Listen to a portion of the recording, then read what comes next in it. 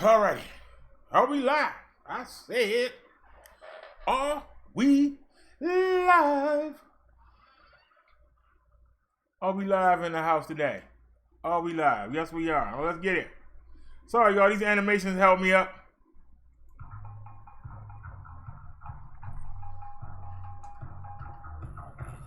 So let's start out with our Sunday Thurman theme.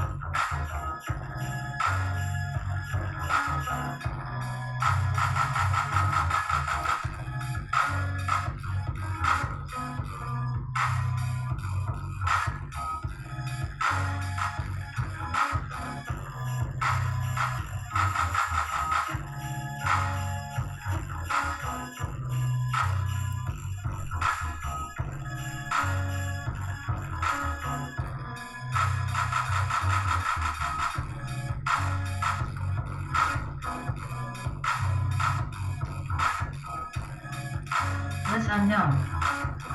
Welcome to my channel. Liz Unknown said, Happy Sunday, everyone.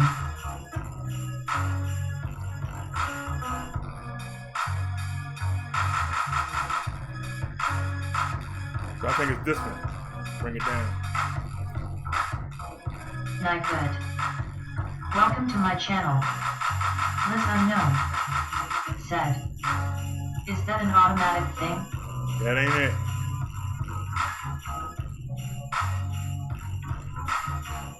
Let's do this one now.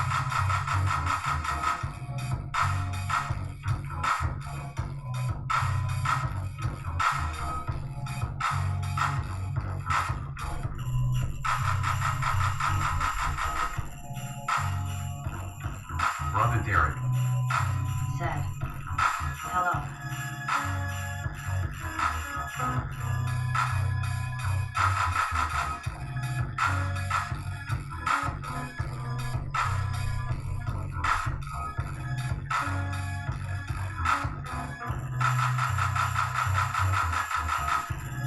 Brother Derrick Said, what? Got it. No, it's not an automatic thing.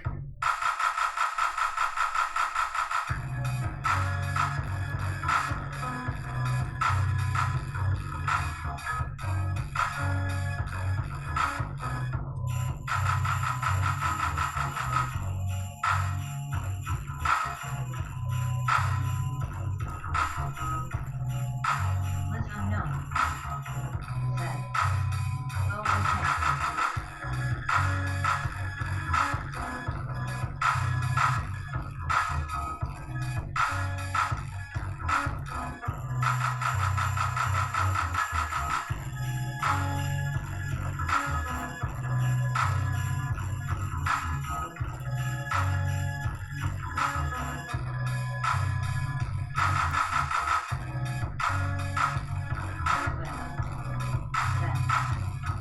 Please like and subscribe.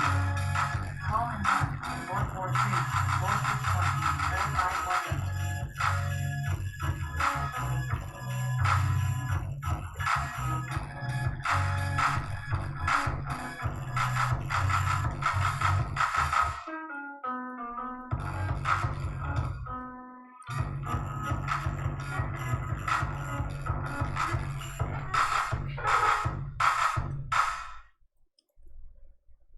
All right, let's get this show started.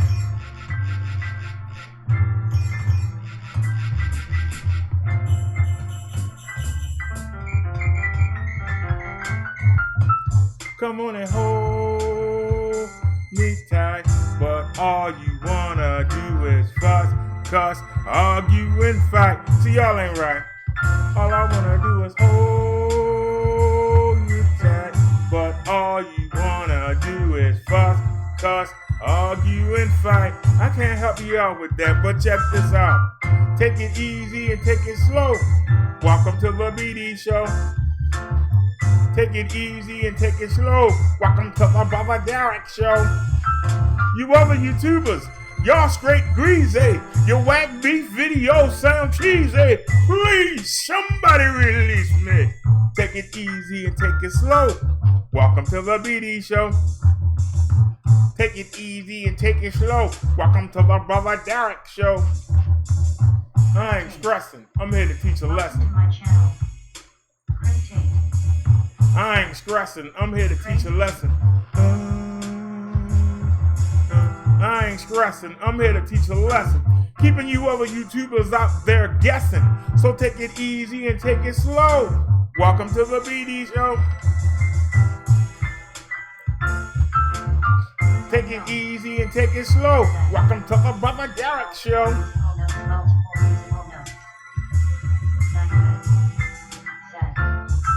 You other YouTubers, y'all straight greasy. Your whack beef videos sound cheesy. Please, somebody call Jeezy.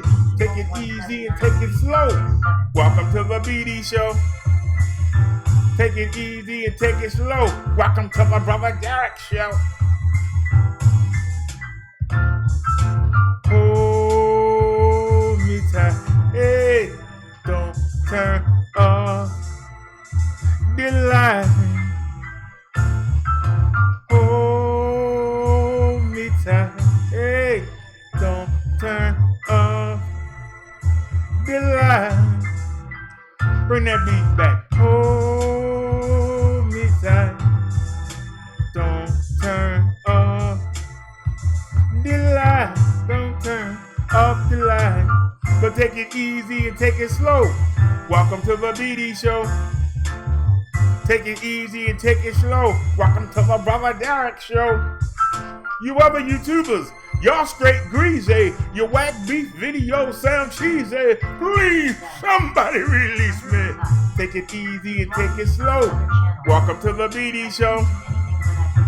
Take it easy and take it slow. Welcome to the Brother Derrick show. Hold me tight. Hey, don't turn off the light.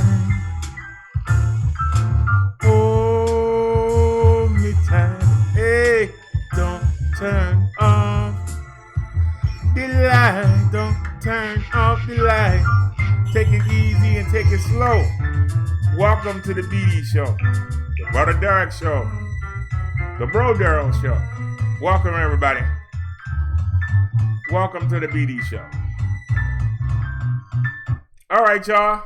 Let's get it. Welcome everybody. Welcome to the Brother Derrick show. It's Sunday sermon time. My favorite time of the week. Because this is when we get to study the word and get ready for the week. I hope that y'all take some things and apply them as you go out on Monday to work, to school, wherever, your day program, whatever you got to do. How y'all doing today? Let me check my chat real quick and then we will get to it. We got Liz Unknown in the house. We got Chris Tate in the house. Anybody else here?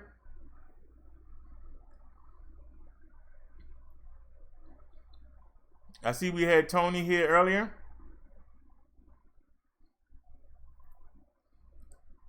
Chris Tate says, you blocked me from the other channel.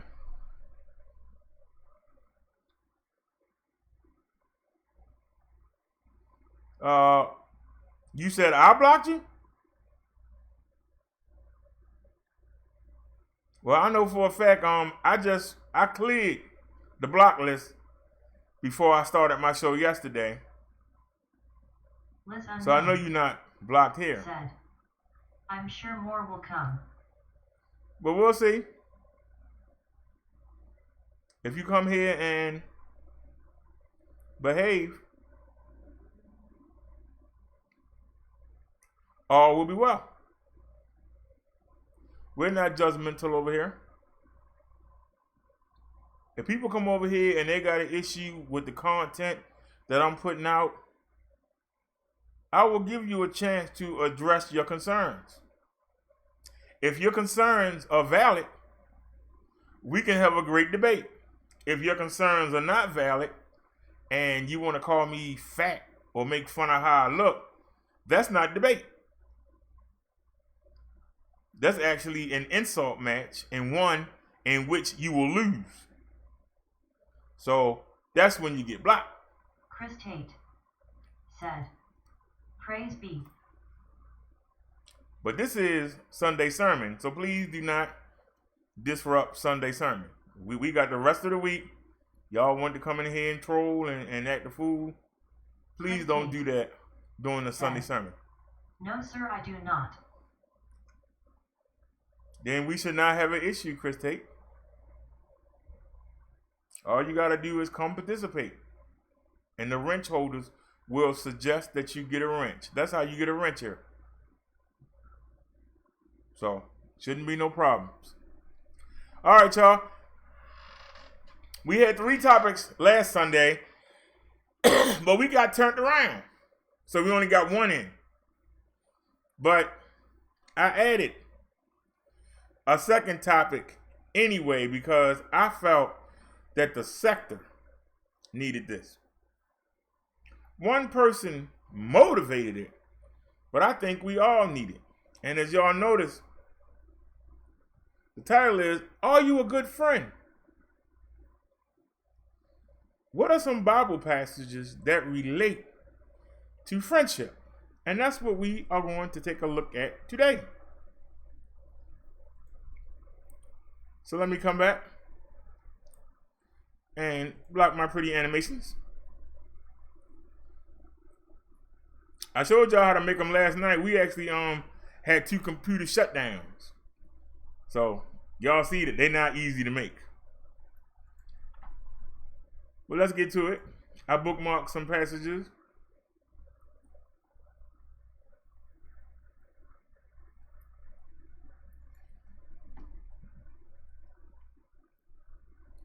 So come on with the animations. You know they got us in these troll animations, so come on with it.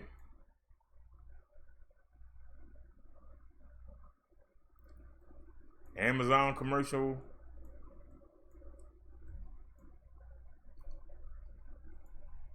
Alrighty.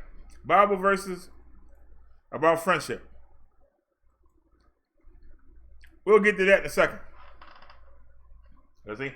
Before we even get into that, I want to talk. And then we'll see if what I say matches up. Are you a good friend? What is a good friend?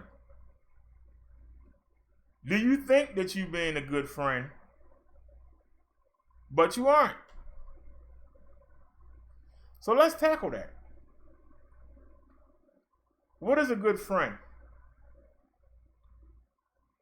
A good friend is somebody who has your back no matter what happens. Even if you are wrong, a good friend has your back until they realize that you won't fix the wrong. Can y'all follow me for a second? A good friend stands by you no matter what happens until they get to a point where they see you going the wrong way and I gotta back off you. That's what a true friend is. If you my friend and I see that you drinking too much, I'm going to stand behind you. Try to get you into AAA. Try to get you to focus on prayer. Talk to me instead of reaching for that drink. When people come around and tease you for struggling with your addiction for alcohol, I'm not going to join in on the teasing. I'm going to stand up for you. Now, if it's 3 years later and you haven't made no progress, and you have lost your job, you have lost your family, you lost everything, and you still keep picking that bottle up, then I have to say, hey, if you don't make some attempt to show me that you trying, I'm going to have to let you go. That's what a real friend does. Through the fire, I'll be there with you. But when I see you've given up, you have given over to the addiction, you would rather have the alcohol than have anything else in the world. Ain't nothing but Jesus can save you. When it gets to the point when you start breaking in my house to steal things to get alcohol, same thing with a crack addict or a heroin addict. When it gets to the point,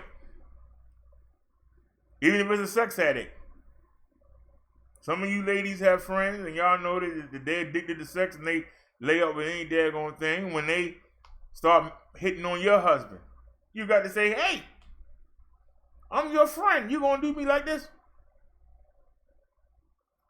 And then you turn around and she hitting on your husband again. Then you got to say, you know what? I got to back off you a little bit. You can't come over the house anymore. I'll still meet with you, but we'll meet at the cafe. You know, we'll meet at the Burger King. We'll meet at the Walmart and do some shopping or at the mall. But I'm not bringing you around my family. If you got somebody that's a pedophile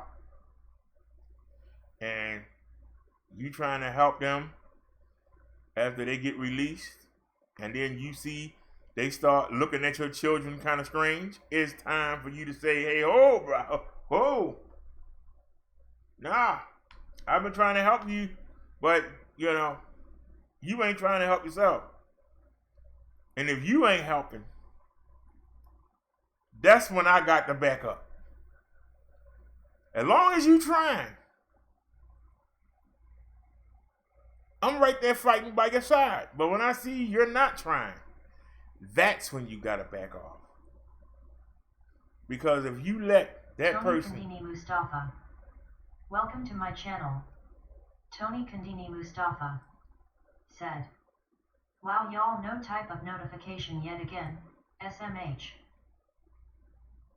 Well, you were already there earlier in the chat, Tony. You the first person in the chat. That's why when I was saying hi to everybody, I was surprised I didn't see your name.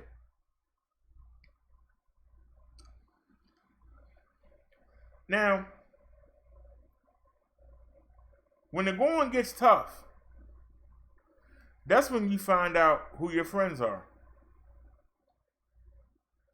If you get accused of something and you know you didn't do it, your friends are supposed to stand by your side.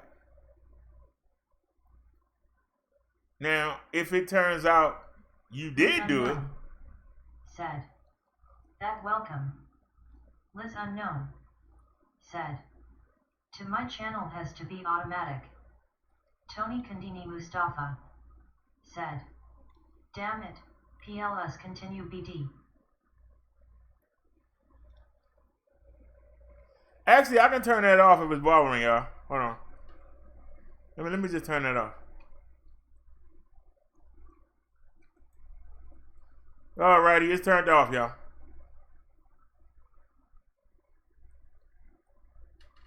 Now I lost my thought. Oh yeah. If a friend of yours is accused of something, and you know in your heart that that friend didn't do it, you supposed to back that friend through the fire, through the court cases, through your neighbors, through your common supposed friends that turn on them. Because the minute somebody sees something on TV, they assume you're guilty. It's on TV, so you must be guilty. Even though you was with me when it happened, the people on TV said you did it. Somehow you snuck away for a second and did it. Because it's on TV. That's not a friend. A friend is going to stand by you no matter what happens.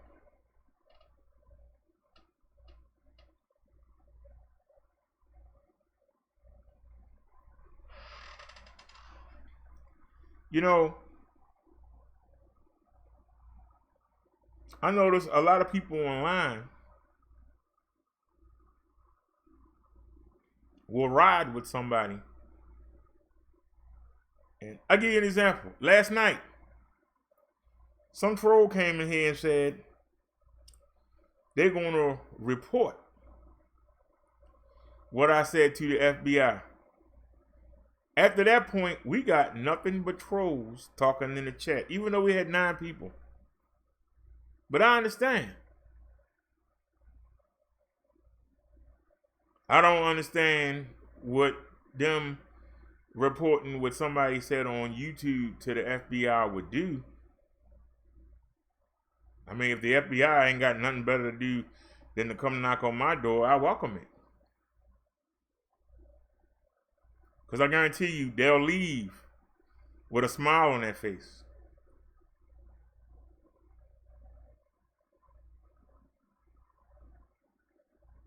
See, I wouldn't have to lean on somebody for something that simple. Because they can come knock on the door. I'll invite them in, talk to them. You can look at some of my videos.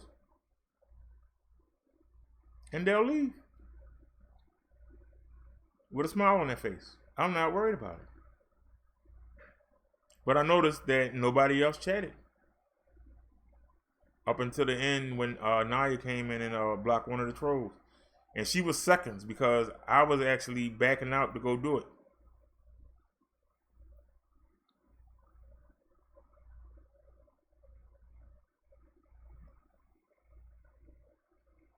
If you're a true friend, you back somebody to the end.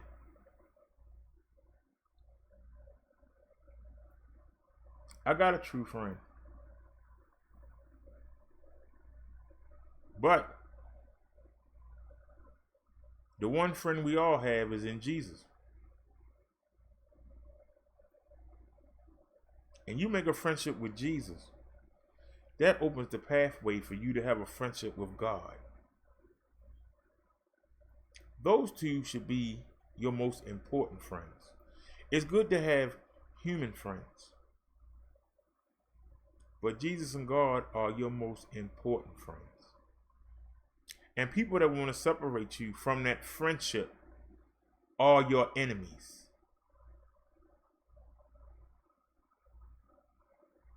They are your enemies.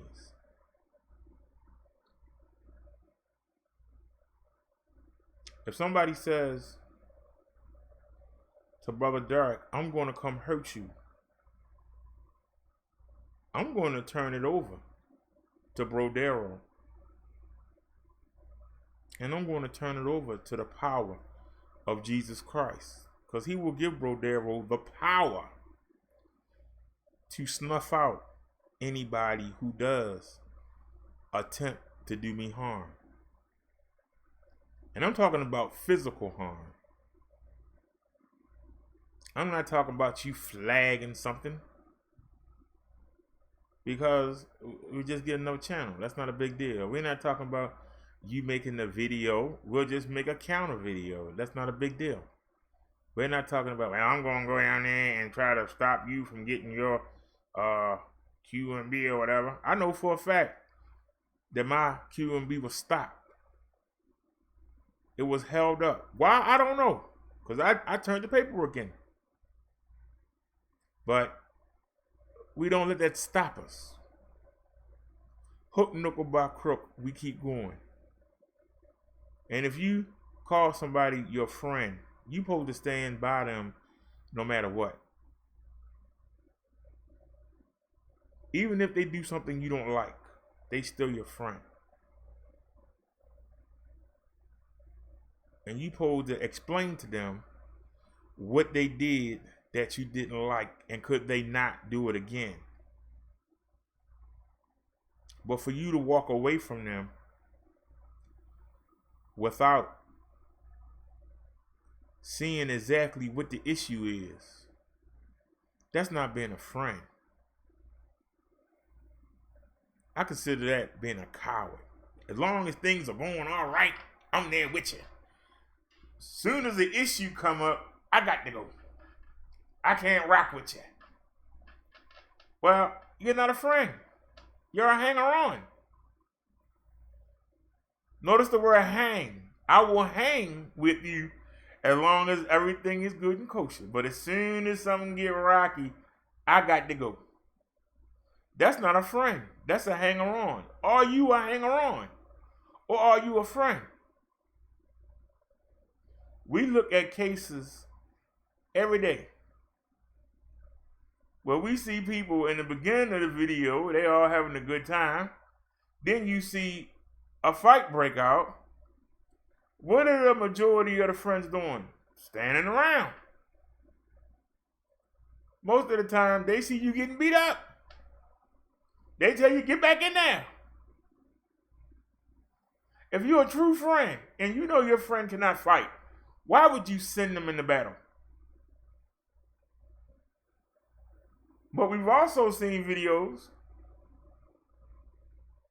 where the people will get into a fight and people will try to intervene and stop it, and they get knocked out.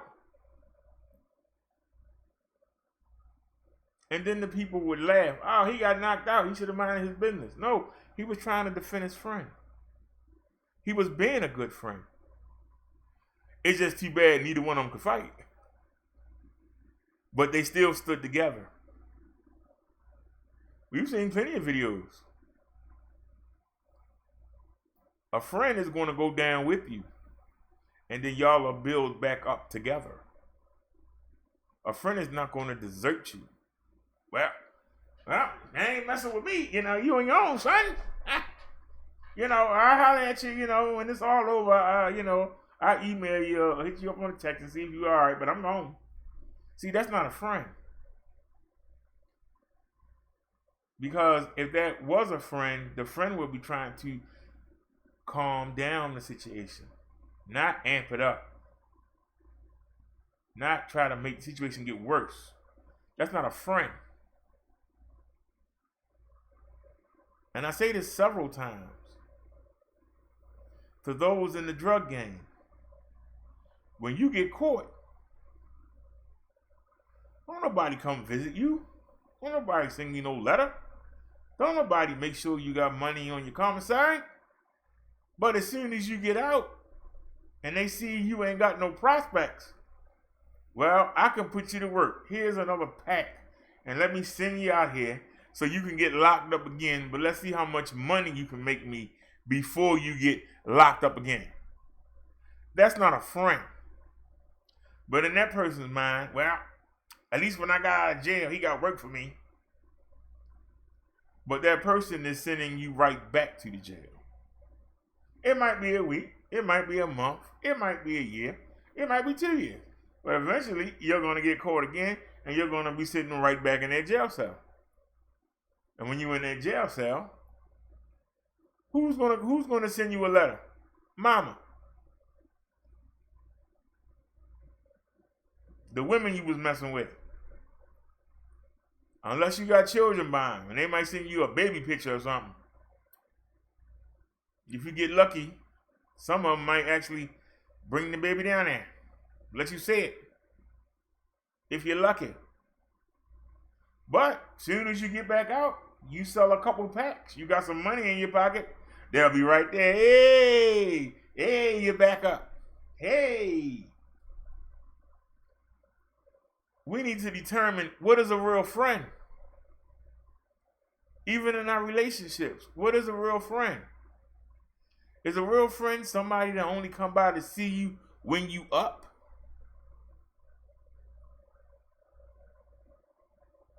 Or do they come by and see you whether you down or up?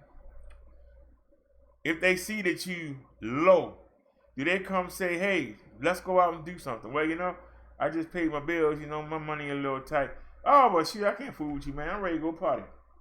A real friend would say, hey, you get the next round. I got this one. That's what a real friend would do. I'm just saying. That's what a real friend would do.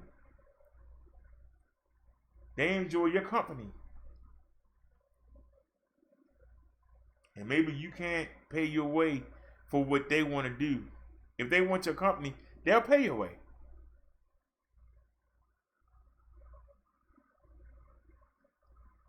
People always put so much emphasis on having money and having power.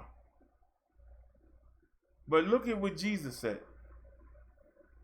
He was at the temple and the rich man was bragging, yeah, I put 10 coins of gold in there. I put 20 pieces of silver in there. Yeah. The old widow came and she put in 2 copper pennies, which were worth nothing. But it could have got her some bread. It could have got her some water or some wine. Y'all understand what I'm saying? That could have been a meal for her. But she gave all she had. And they made fun of that old widow who gave all she had. Jesus said she put more in there than all them rich men did. Because them rich men put in what they didn't need. The rich men put in what they didn't need. And she gave all she had. Think about that for a second. They put in their excess, what they didn't need. They can still have that fun, still go out and show off and had nice clothes, had their bills paid. They put in the excess, meaning they wouldn't have suffered. They didn't lose anything. If somebody came by and robbed the temple, they'd be like, oh, hey, I gave, y'all saw it. Hey, because it's not going to affect them. They still got money. There ain't nothing off their shoulder. That old widow would have been out there chasing. You come back here. I gave that to the damn temple. I gave that to God. You're not going to take my money. I remember, like, I'll go home and get some more, and I'll just double it next week. There ain't no hardship. You got a lot of people that have excess.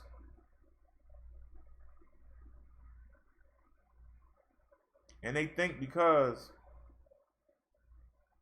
they give it out instead of wasting it on something so silly that makes them greater. It doesn't make you greater. It's something you're supposed to do. If you are blessed, whether you are atheist, a believer, whatever you are, if you are blessed, you should spread that blessing among your friends. You shouldn't use that blessing to make yourself seem elevated. Make yourself seem more powerful. Make yourself seem more relevant. Because what's going to happen is one day, you're not going to have it. And then you're going to have to stand on your own merit.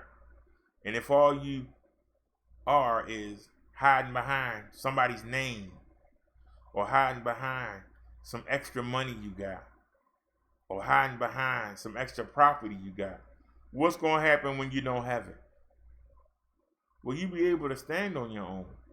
Will you be able to make friends and have them there with you when you don't have it?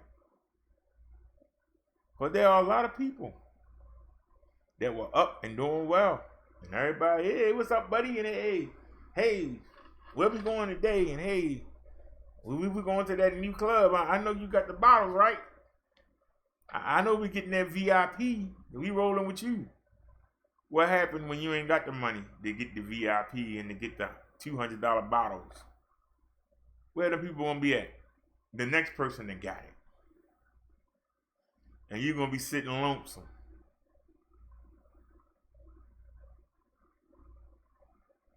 So, are you a good friend? And do you know how to tell who is a good friend?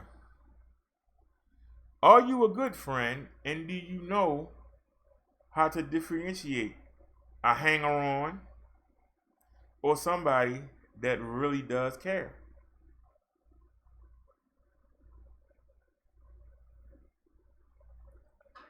Let's see what the Bible has to say. Corinthians 15:33. Do not be misled. Bad company corrupts good character. Very simple scripture. Do not be misled. Bad company corrupts good character. Now, what does that mean? You could be the most saintliest person in the world, but if you surround yourselves with unholy people, eventually that influence is going to start to mess with your character. You're going to start picking up bad traits. It's inevitable.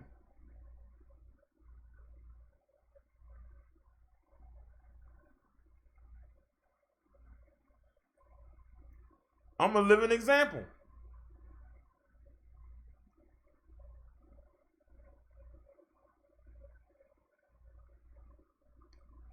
When I would go into church and I would be around those elders and they would tell you how a man's supposed to be, and then I would come outside and I would have to be on the street. If I wanted to go outside and play, I had to be on the street. Who was I on the street with? Hooligans, thugs. When I went to school, the teacher could have been great. Principal could have been excellent. But who was I with on a daily basis? These same hooligans. These same thugs. And I found out quick. If you don't want to get the wedgies, if you don't want to get locked in lockers, if you don't want people throwing stuff on you, you got to learn how to fight. But when I'm in the church and around them men not fighting. There's nobody around them talking that mess. The mess that I hear as soon as I walk out the door. They not saying bitch, hoe, slut, whore.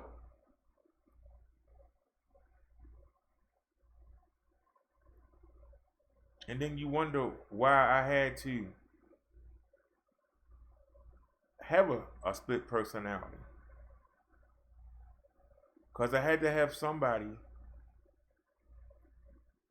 who could try to live what I was being taught, but at the same time have to deal with what I had to deal with on a daily basis. Now, I never hung with no thugs. I never hung around with no street urchins. But I still had to go outside and deal with them. I still had to go in school. And when you're around these people, even if you don't want it, you'll find yourself saying the N-word. You'll find yourself saying, you know what I'm saying? You'll find yourself saying, look at that hoe. You'll find yourself saying it because you surrounded by him. And you hope that they pick up the traits that you have while you trying desperately not to pick up the traits that they have. So the Bible is correct. Bad company corrupts good character. I can tell you for a fact that a dude because I maced him and chased him about 3 blocks. He swore he was going to come back and shoot me. Told y'all this story before. I asked a thug that had some sense. He's still a thug. Can you get me a gun? I don't care what it costs. Can you get me a gun with no trace on it? I don't care where it is. I hope to never use it, but if that dude come back and pull a gun, he's not going to expect the saintly boy to pull one out too. The guy said, I know what you're talking about. I know about the situation, and I already got people working on that. Don't worry about it. I know you're not this kind of guy. This is not you. This life is not for you. You went 40 years without having to deal with none of this. And you've been here on this job for 7 years now. And now, you trying to live the lifestyle. I'm not going to let it happen. There's not enough brother Derricks out here in the community, and I'm not going to let nothing happen to you. Don't worry about it. You don't need a gun. You just keep doing what you're doing. And that dude never did come back.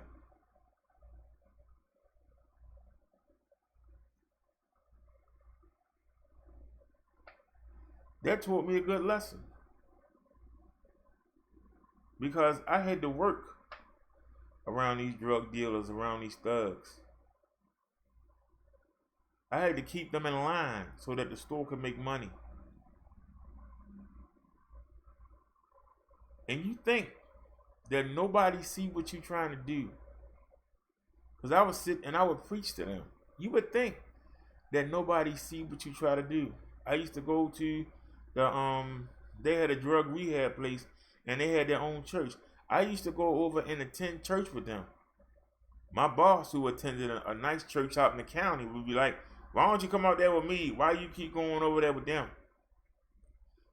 And I would tell him, they need help more than the people you go to church with. They need help more. That's why I'm going. And I'm learning, because as I see them fight the addiction and try to salvage what they can of their life, I see the power that's in them. I see the power of God that's in them. And they trying to use it. It empowers me to know that if I get in that situation, I can use Jesus and God to get me out of it. So I go over there and I help them as much as I can. And it's not money. I go over there and I help them. Encourage them. Let them know that there are other people out here. They're not alone. That even though they're considered at the bottom of the barrel, that they can rise up. You want me to go where people supposedly are doing all right. If they're going to the church in the county, that means they got money. They out there with the suits on and got the pretty cars out there in the parking lot. And they just out there showing up. They don't need no help.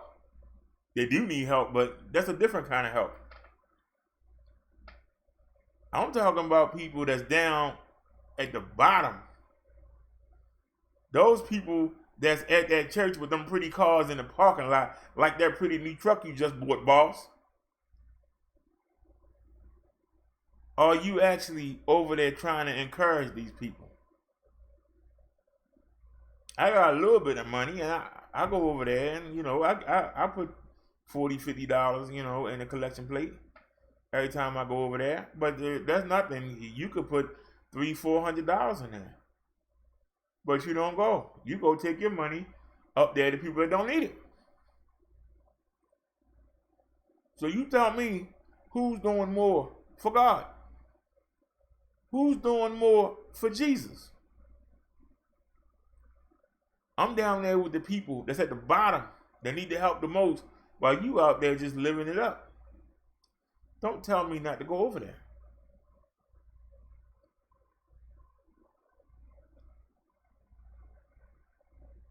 I'm trying to let these people know that if they do the right thing, their life will improve. If they keep doing the wrong thing, they're going to stay on that same level. They will never get up. They're always going to be at the bottom, and they're going to stay there. Some of them people have good families.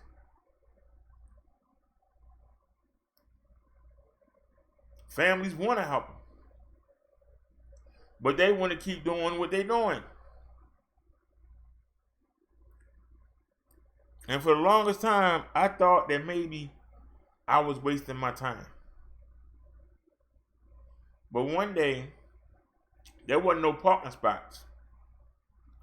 So I actually parked on the other side because we had employee parking. But I parked on the other side. Y'all understand what I'm saying? I parked on the other side. And I had people, when I came out, would say, "Oh, we thought you was working. We saw the car here." "No, I'm across the street.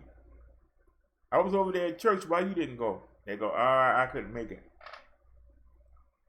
They were like, "We just admiring your car." And I had a 1990 something Dodge Shadow. And I was always looking for a better car. And they were like, "Man, look at you. You all jeweled up. You got your polo on. You sitting here, got your little car." And I'm thinking, this piece of crap. They were like, "Man, I'm trying to be like you." I said, "You trying to be like me?" He said, "Yeah, I'm trying to be like you. You work hard. I see you pull up with the fine girls in the car. I see you in your day off pulling up. You don't see me, but I see you. I see you. You doing the damn thing. One day I'm going to be like you." And I told him, "No, I don't want you to be like me. I want you to be better than me."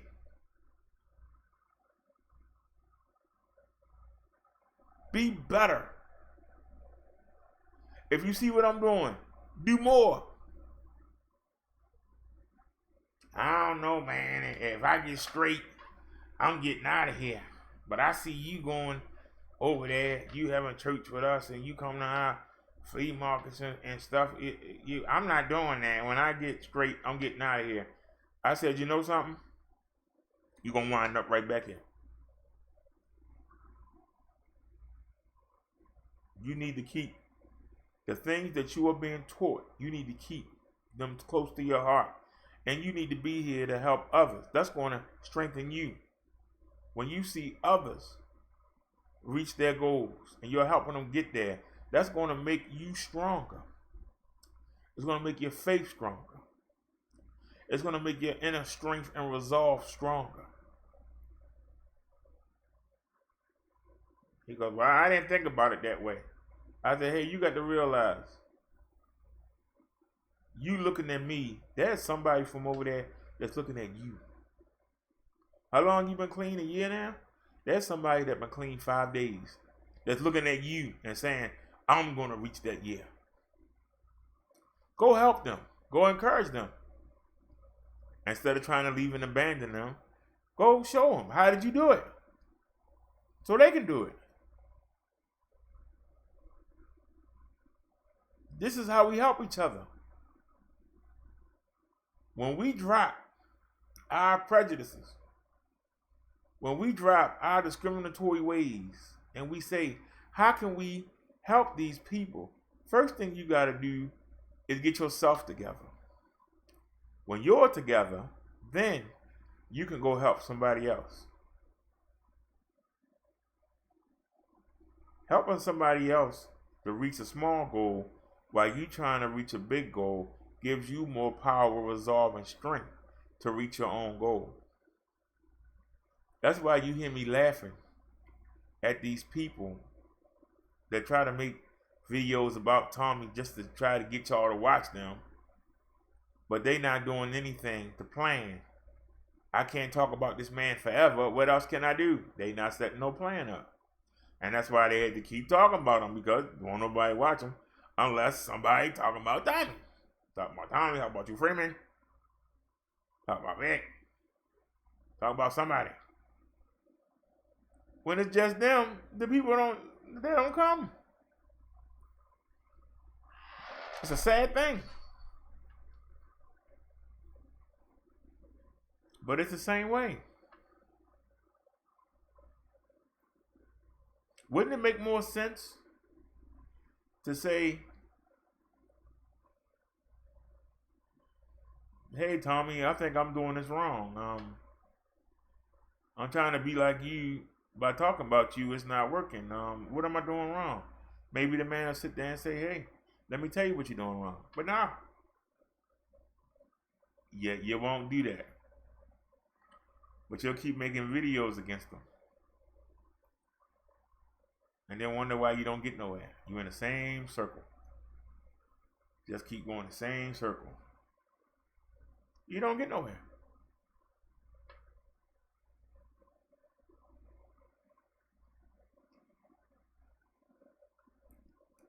Instead of going and saying, what can I do to make yourself more appealing? Well, get a topic other than talking about Tommy or talking about True Freeman. Have something to say other than talking about people in the sector.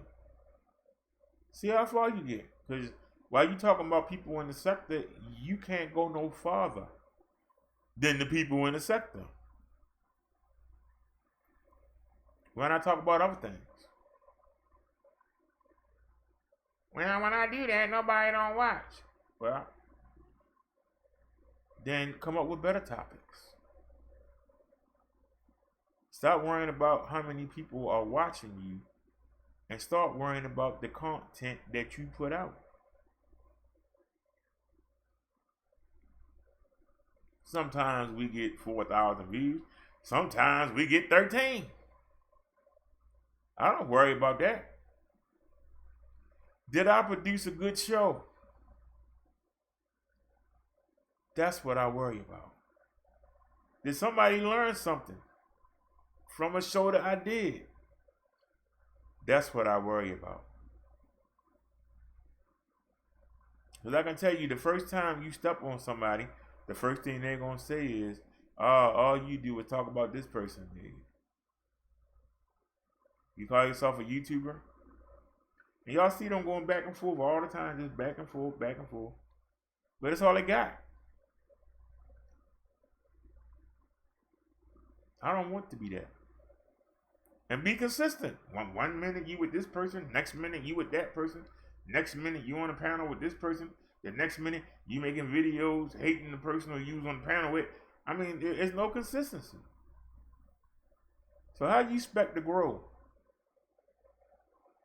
The only people that's going to watch you is people that's a little off. And the people that's a little off, they might get locked up, they might get shot and killed, they might get put in the insane asylum. That's the kind of followers you want to have. Get a good fan base. Stop trying to steal somebody else's fans and make your own. Make somebody say, you know what? I want to be like him. Instead of somebody just saying, hey, I'm going to copy. Yeah, I'm going to talk about Tommy too. And I'm going to get me some views. And I'm going to get me some donations. And yeah, we're going to talk about Tommy and True Freeman. And yeah, we're going to talk about Tariq. And we're going to talk about Dr. Umar. And, you know, we're going to talk about Sonetta. We're just going to talk about Young Pharaoh. Yeah, we're just going to get on them. And all the people that hate them are going to come to my chat because they hate him. But when you don't talk about them, will they come? When you don't talk about them, will they come? Just asking. That should make you feel low. So the company that you keep does affect your character. How many times have we seen somebody get beat up because they were associated with somebody? How many times have we seen somebody catch a bullet that wasn't meant for them because they were keeping company? And that was what my boss was trying to tell me. You keep going down there, you're going to get in something. I never did, but there was a possibility of it. But I had to trust my Lord and Savior to shield me. I had that connection. And that's why I never had a problem. You know, Tommy will brag about, yeah, I go to Harlem, I go to New York, I go to all these places by myself, and I don't have no problem. You carry your gun. I can go to these same places.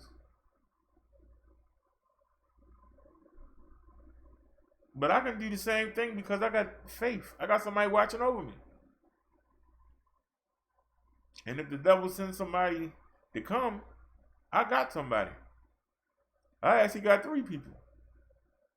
I got Jesus, God, and BROTHA to watch my back. I ain't scared to go nowhere.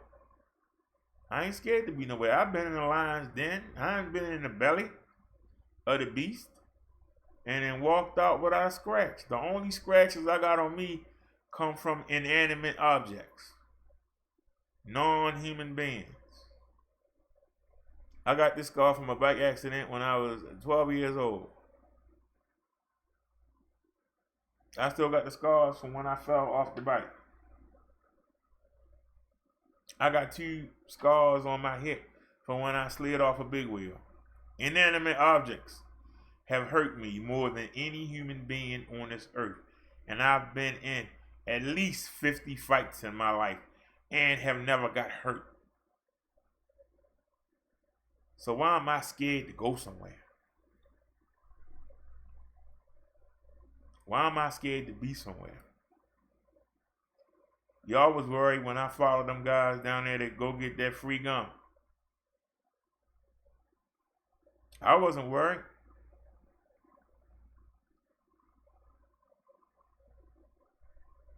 Because number one, they got to figure out how to turn the bike on first.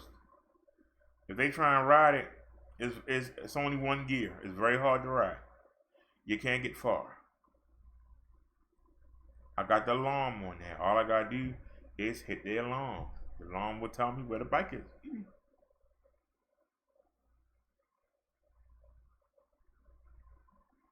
They're not going to get far.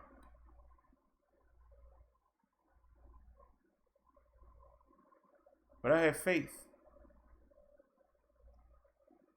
I had Spike on me.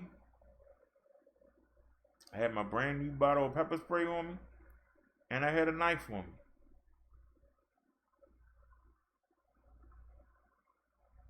You wasn't going to get close to me and not get hit with something. So I was not worried.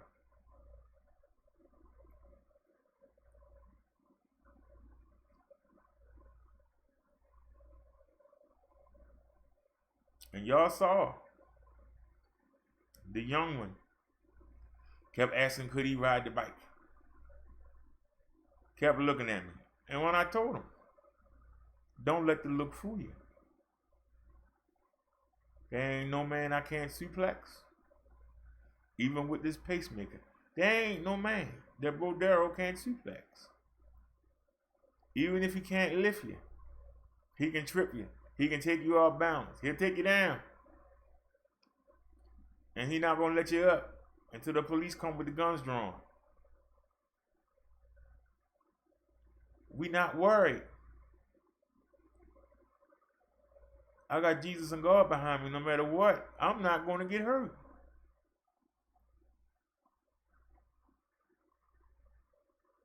Even if I lose the bike, I get another one. But I'm not going to get hurt.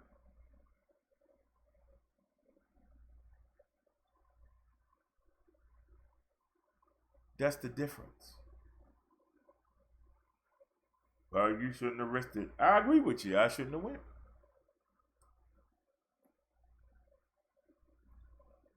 But the Spirit said, go ahead.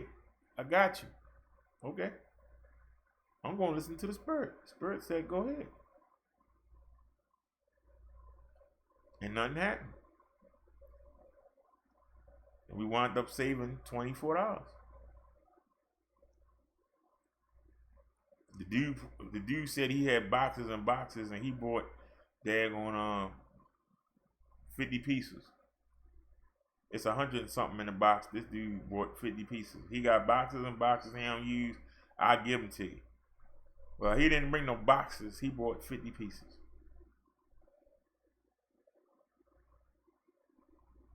Was it worth it? Well, he had the cheap kind. So, like I said, the price actually went up 50 cents the last time we went down there. So now it's $12. So $12 a box. So we saved $24. Actually more than that. Because if you add the 10, it's $12 for 20 pieces. So 12, 24, and then I guess you take that 12 and break it in half, and they give you $6. So it was 28. We saved $28. Was it worth it? Not really. But we did it. But we went down. We was in the hood. Y'all watch the video. Y'all see him send the younger boy down there to go cop for him. We standing at the corner while the boy go down there and cop. Suppose the police have rolled up. Suppose that drug deal went bad. And they were chasing them up the road shooting at him. I'm standing right there.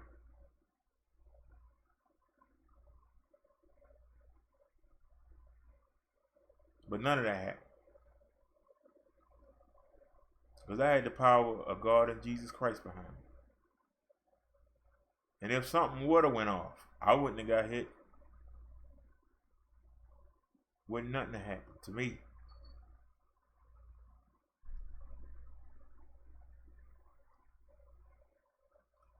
Remember Job. The devil cannot personally harm Job. So he can send his demons.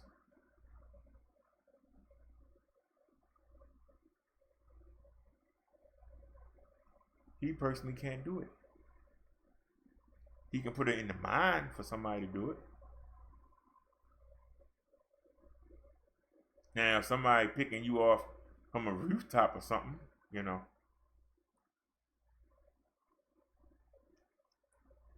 somehow they might miss you. Or they might miss a vital artery. And you survive.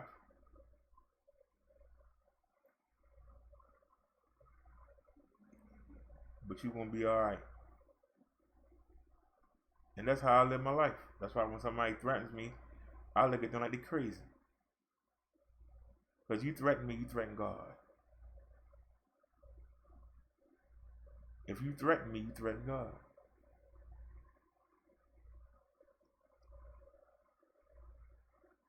I'm not scared of no man. Man can only kill you once. God can kill you and bring you back, and kill you again and bring you back. And here you get, that's okay. I'll take the one time. So he doesn't put fear in my heart. A lot of y'all scared of the drug dealers on the block. A lot of y'all are scared of the loud mouth on the job. I'm not going to be scared.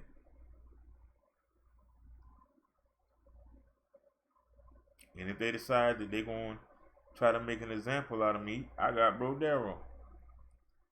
Say, not this one. You might can do that with them heathens over there, but you ain't going to do that here. You might can do that to them atheists over there. You ain't going to do it here. You might can do it to them Muslims over there. You can beat them Jews up over there, but you're not going to beat up this man that's staying with God. It's not going to happen.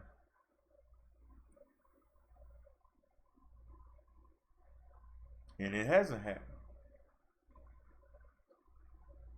Because I got to help.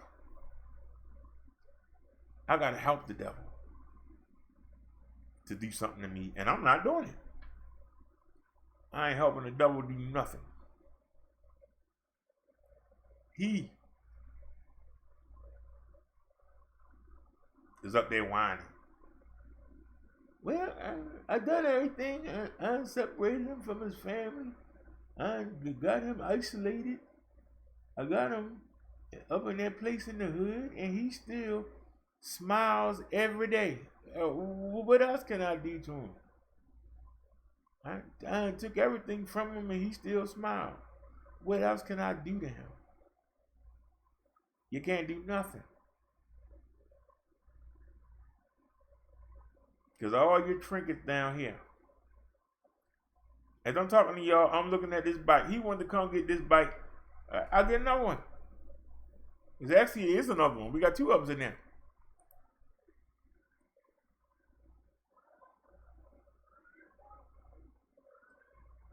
Somehow my QMB got messed up.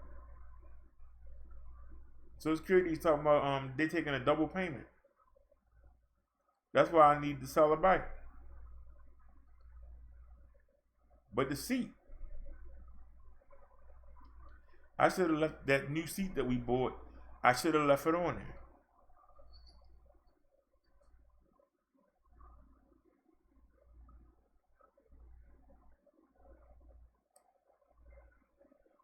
Because I don't know if I believe.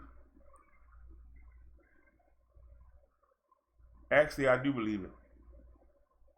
Because when he put that second seat on there, so actually I wore out the spaces that hold the seat up when you screw it in. I messed it up on both seats. And I got lucky because this one, the new bike doesn't use the same system. It doesn't have the spaces on the side that hold it up. It has them like a clamp. And it clamps down and holds the seat. It's different than being on the side and holding it. So I wore out the burns on it. But it's okay.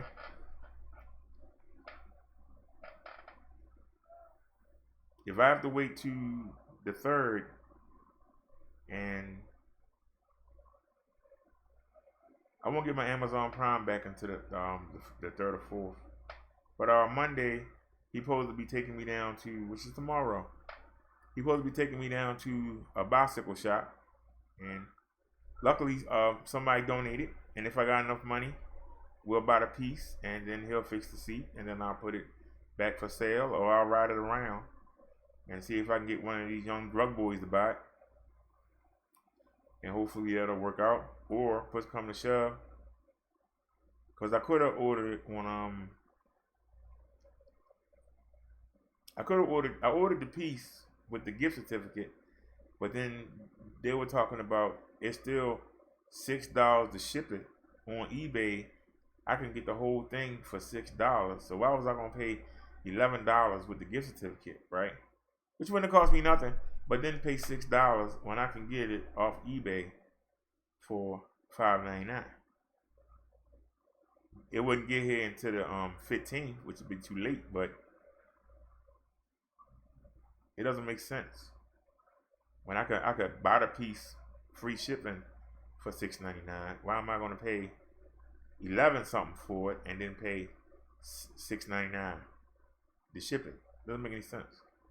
So hopefully, if I can get it for under the money that was donated, I'll do that, and I'll put the bike back up. It won't be an auction this time. I'll just set the price.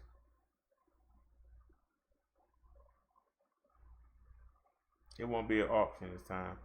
I'll just set the price. And if somebody buy it, hopefully somebody buy it before the 5th. If not, oh well. Like I said, I can still ride it around the neighborhood and try and install it that way too. But we're not worried. Somehow, we're going to get through it. we're not going to be right. Because if push come to shove, because it's going to make me look real stupid that I just signed that lease and got them to take 25 off the rent. It's going to make me look real dumb to have to say, well, you know, I'm a little short. I'm a little short this month.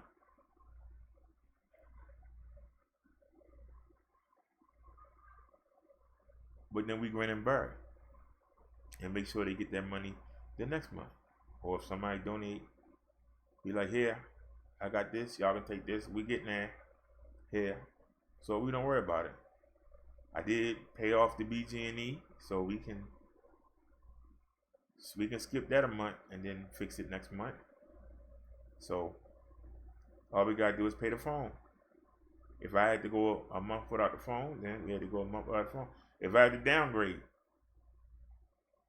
and we can't do our mobile lives, oh well. But then next month we put it all back. See, that's the difference. The devil can only slow you. He cannot stop you. So stop being afraid of what the devil can do. He can make you uncomfortable, but he cannot beat you. Only you can beat you. And how do you do that? By letting people that are supposed to be your friends, that are supposed to be your support group, tell you to give up. And then you giving up. That's how you lose. Keep fighting. I'm going to fight to the end. I've died 5 times and I've gotten back up. I will not quit. Nobody will hold me down. I won't stay down. You can't take none of this stuff on earth with you up to heaven. You can't take none of it. Why are you trying to hold on to something? I got to keep this up. I got to stay with the Joneses. I don't want nobody to make fun of me. I gave them cable people $150 toward the old bill. And the bill is due now. It's 33 something. If they cut us off before I can hit them up next month, then so be it. So be it. Next month, we'll pay it off and get it again. It's not a problem. Do you understand? The devil cannot slow me. Want to try to make me look like a fool in front of the people that hate the Brother Derrick show. We don't care. I don't care. Maybe y'all do. I don't care. Don't care at all. You had the woman in Atlanta tell everybody that I was a scammer. Don't donate the Brother Derrick show. Then you had Victor Moan say the same thing. We went from December 23rd of last year all the way up until May. We didn't get not one donation. Did the Brother Derrick show stop? Wasn't I here every day I could? Every day. We was here every day. So the devil didn't stop nothing. We were still here every day. And then people started coming in. You cannot stop somebody that's Holy Spirit driven. You can slow them, but you can't stop them. Only you can stop. Only you. You have to say, I'm done. I give up.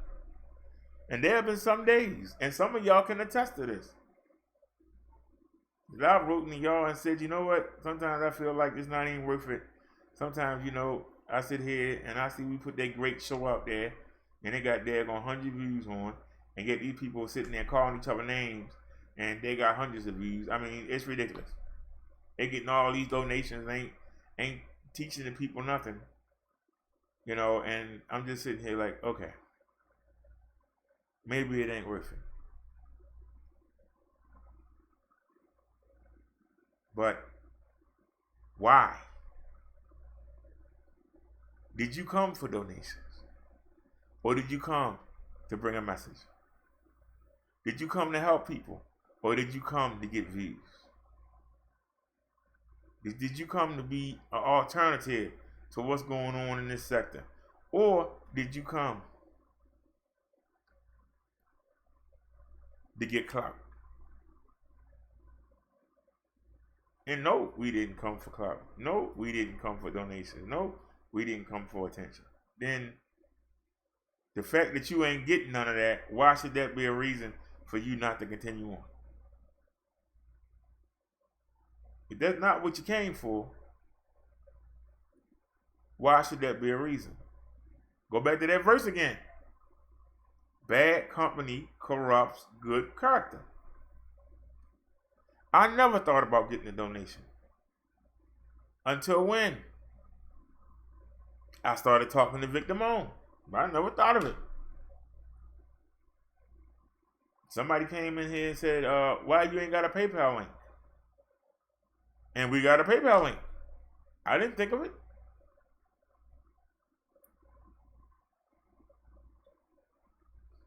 I would type in Victor Moan chat, I'm not here for no donations. And he would shake his head. This is the man that say he ain't doing no show for nothing. I'm not going to send you a mixtape or somebody else's music that I'm taking and calling my own, and I'm going to say, hey, this is my stuff. I want to get paid for it. I'm not going to make you pay for a movie. I didn't make the movie. Now, Tommy made his movie. He should get paid if you want to watch it. I'll show you a movie. I don't charge you nothing because I didn't make it. If you want to donate for the trouble I went through to show it to you, that's one thing. I'm not going to say, well, you know, you got to pay to come watch. It's not my movie. I didn't put up anything to get it. I got it for free. Why am I going to charge you for something? Why am I going to charge you for something that I didn't pay for? Soon as somebody go into the movie theater and get the bootleg and put it up, I get my hands on it, I download it, and say, come watch the movie. Not a big deal. But I heard somebody tell me, what do you do? Victor Moan DJ. Victor Moan show movies. Victor Moan DJ somebody else's shit. Is he making the songs? And this is nothing against Victor Moan, but I'm just making a point. Did he make the music? Does he own the music? Then why are you throwing in my face somebody that can make music? You know how retarded and dumb you sound? That you coming to somebody who can create their own music, who can write their own lyrics. And you're going to tell me that somebody can DJ. You know how many DJ mixes are available online? What's special about a mix? You know how many DJs there are in this country? If you go to anybody that's trying to rap, the first thing they say is, I need a beat. Well, can a DJ spin a beat for them?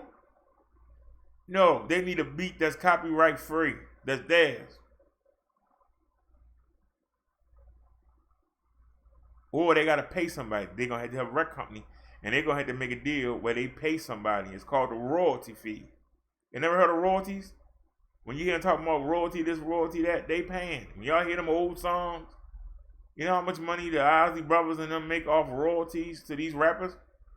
Every time you hear a song, and you know it because it been a hit back in the day, they pay a lot of money to be able to use that song.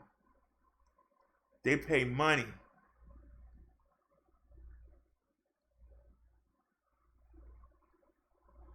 I never had that problem. I just ain't had no place to take it. I can make my own beat.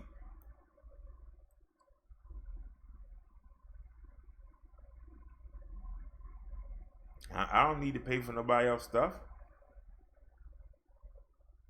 But you gonna tell me that somebody else can DJ. DJs don't create anything. They take somebody else's stuff without their permission. Why do you think we get flagged for playing music or for showing video clips? Because we don't own them. I'm not gonna ask you to pay for something that I didn't pay for. What kind of mess is that?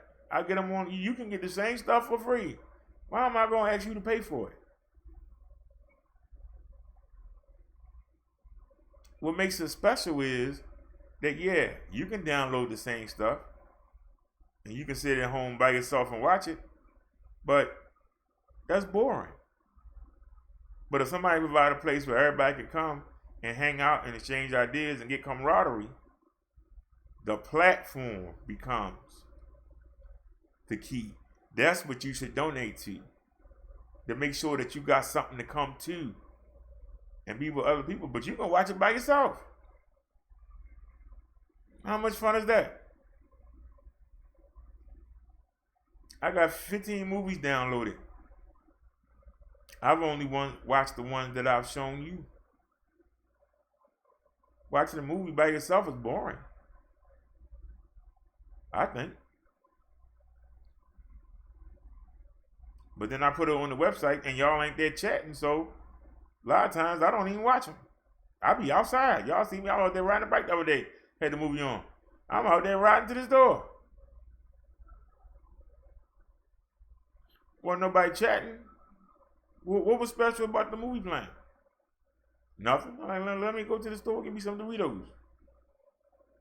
It was boring.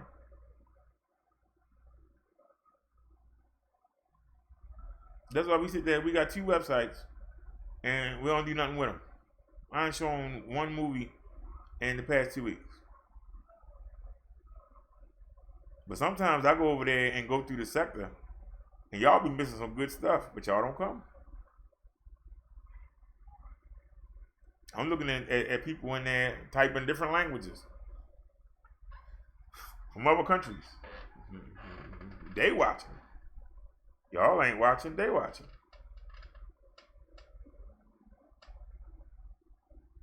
It's okay.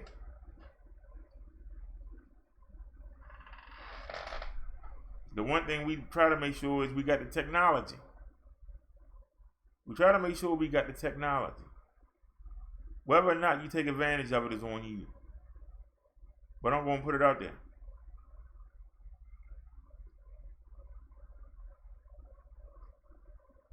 Somebody would say, well, why would you do something if ain't nobody watching? But they do. And that's what irks the hell out of my competitors. There wasn't nobody in the daggone chat. How the heck did he get 80 views? How he get 100 views? How he get 120 views? Well, somebody was watching. Somebody went back and watched the video. So they might have watched you holler and scream. But then they came back and said, oh, Brother Derrick made a video. Let me look at it. That's good enough for me.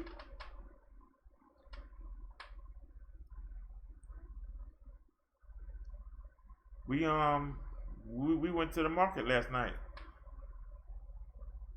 The YouTube app said that we had 39 views. And then by the time I got in the house and looked at the computer, it was down to 33. And then I looked at it again, it was down to 30.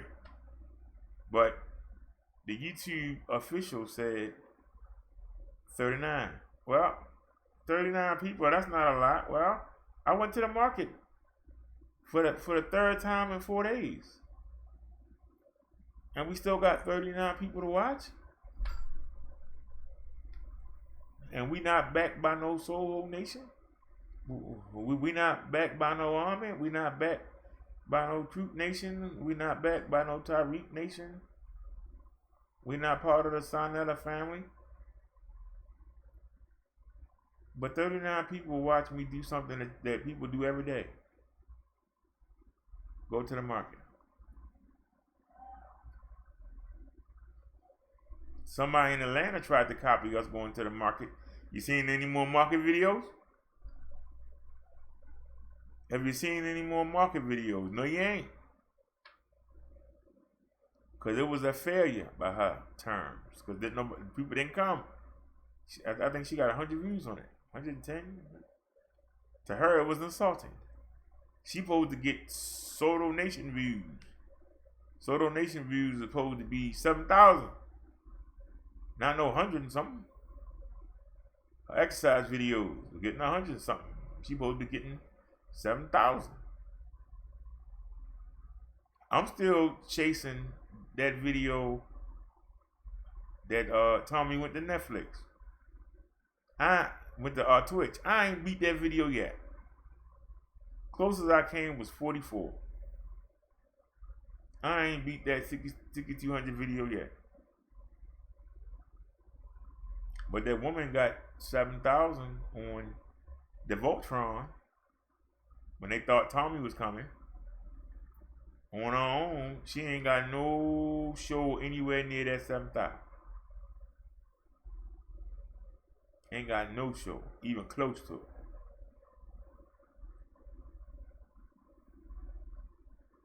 My 44 is closer than anything she got to that 7,000. Go look. You ain't got to take my word for it. Go pull her up. Lady Live 2.0. Go look. She ain't got nowhere near that 7,000 that she got. So she got the exposure and couldn't match it. At least I got most of the way there. Show me a video where she got 5K.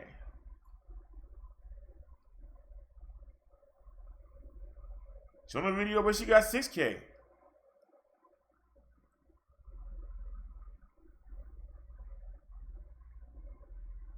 But I did it.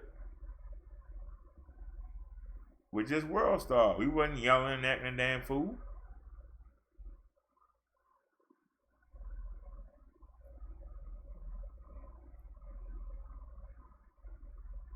Find a video when she ain't yelling at and daggone fool and tell me something that did over 2K. Bet you won't find one. We got videos where we ain't acted a daggone fool and we got 2K and higher. So when somebody say that they better than you, nah, you might have better exposure. That's not better. You the one sitting over there in all them people chats. That's where they know you from, sitting in all them chats. You don't see me over there. Because when you sitting in the people chats, you trying to pick up them people. That's why all of them can tell you, hey, you got some people over there from my chat. You got the people over there from my chat. You got the people over there from my chat.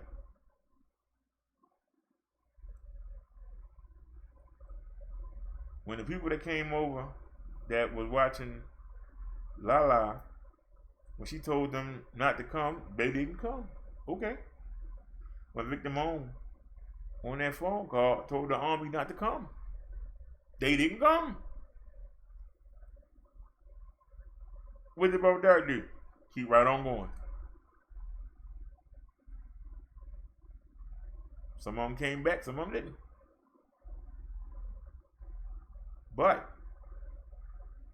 1, 2 people in the chat, we were still doing 100 and some views. I had a stint where we didn't go higher than 40. We stayed in the 30s, I think, for a week on one channel. But still, 30 people watched the video. 35 people watched the video. It was watched. It wasn't done for nothing. But they'll tell you, you know, if I don't make 200,000 donations, I wasted my time. If I don't get 300 in donations, I wasted my time making the video. I'm not going to come here and sit here for hours and y'all ain't donate. No, I'm not going to do it. That's the knock they try to throw against me. To them, it's work. To me, it's fun. They don't understand that. If you want to donate, then donate. That's fine. But if you don't, then don't. I'm not going to sit here, so donation, donate. Well, how come y'all? No. The chat room paid for by donations. Because then you letting the chat room run the show.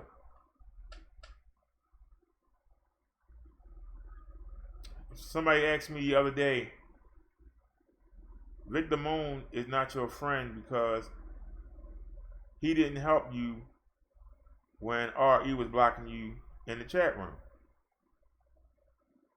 He tell you in a second that's a paid chat room. That the people that pay run the chat room. So why would I expect help from him when he's not going to do anything to piss off the people that's paying for that chat room? Answer me that question. So why would I expect help from him?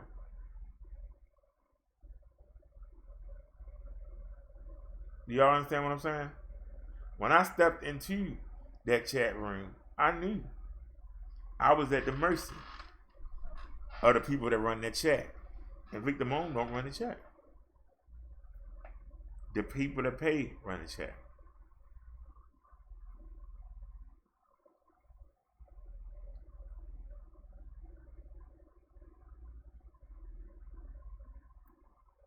And it's working for him.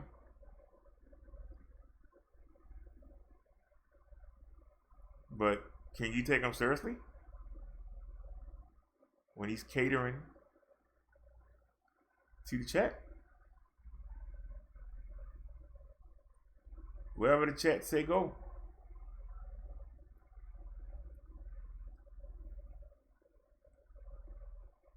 People get mad about not having wrenches and not. I don't get involved. No, I don't care if I got a wrench. If you block me, just block me.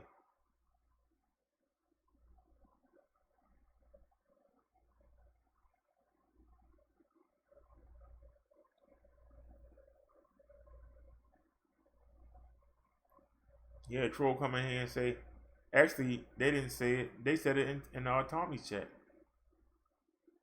Oh, Derrick, all you do is holler. I don't just holler. Tell me what I said that wasn't true.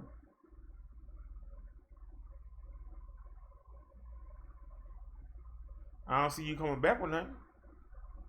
Tell me something I said that wasn't true. You can't. That's why we're not afraid of none of you. Because you can't come over here and tell the truth. You can't do it. This whole sector is built on lies. Whole sector built on lies. And when somebody come in here with the truth, you want to get rid of them. You want to get them out of here. But you can't get rid of me. I'm like a cockroach. You can't get rid of me. You can't embarrass me. You can't shun me. You can't cut me off financially. I'm not dependent on none of that. I'm the biggest danger to the sector. Not these other idiots.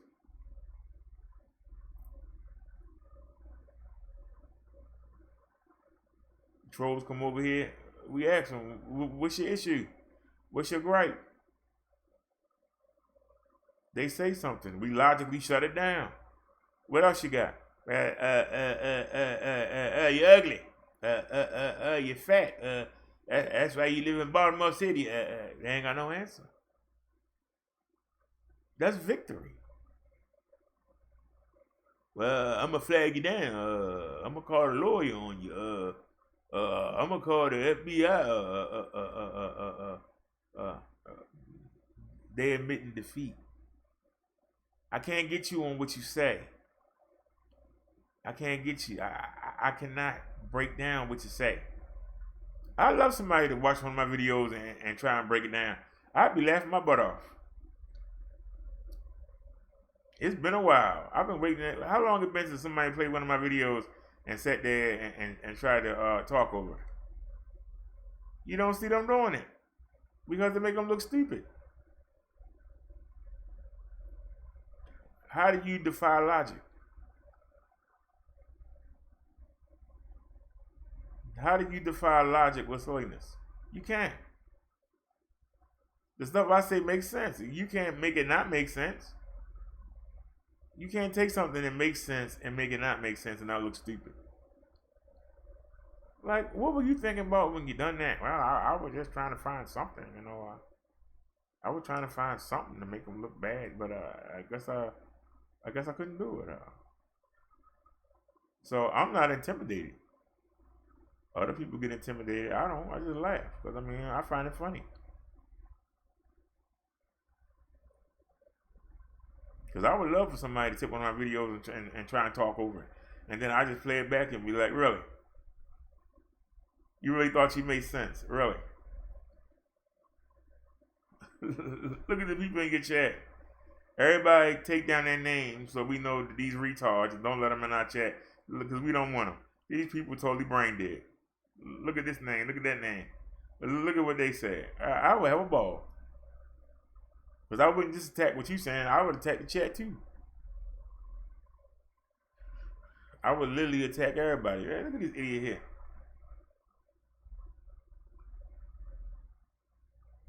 That's why we don't have no fear.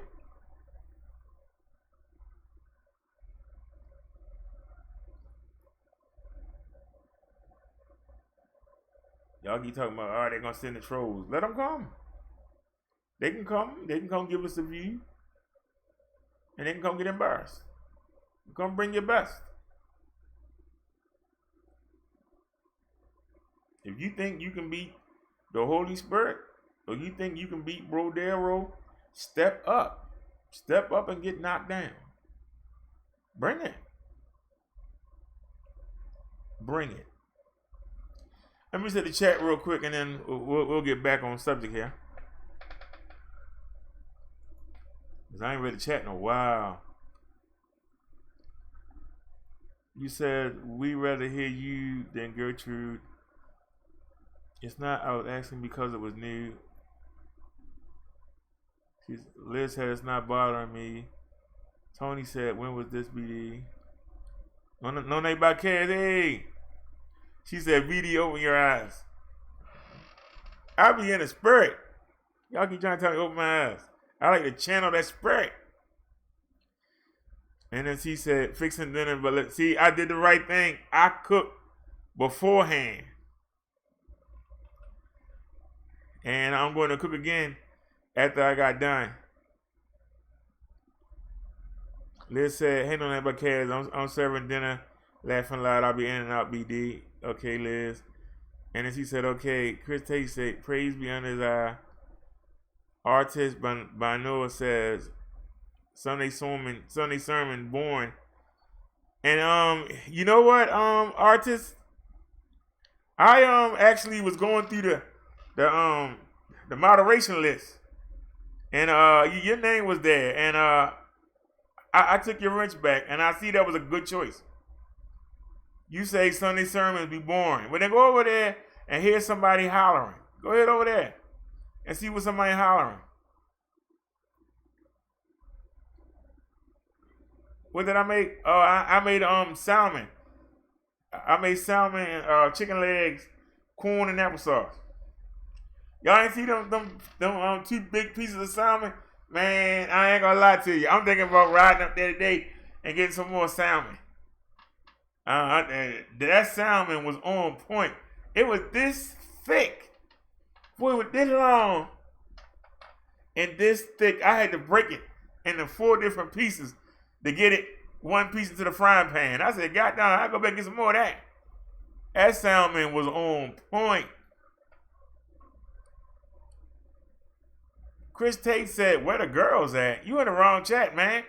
This Sunday sermon. You should be asking, where the godly women at? Is that what you're looking for? You say the Sunday sermon is boring. Why? Because I'm not yelling? I'm not. That's boring to you? Then go find one of them other chats. Because I find that boring.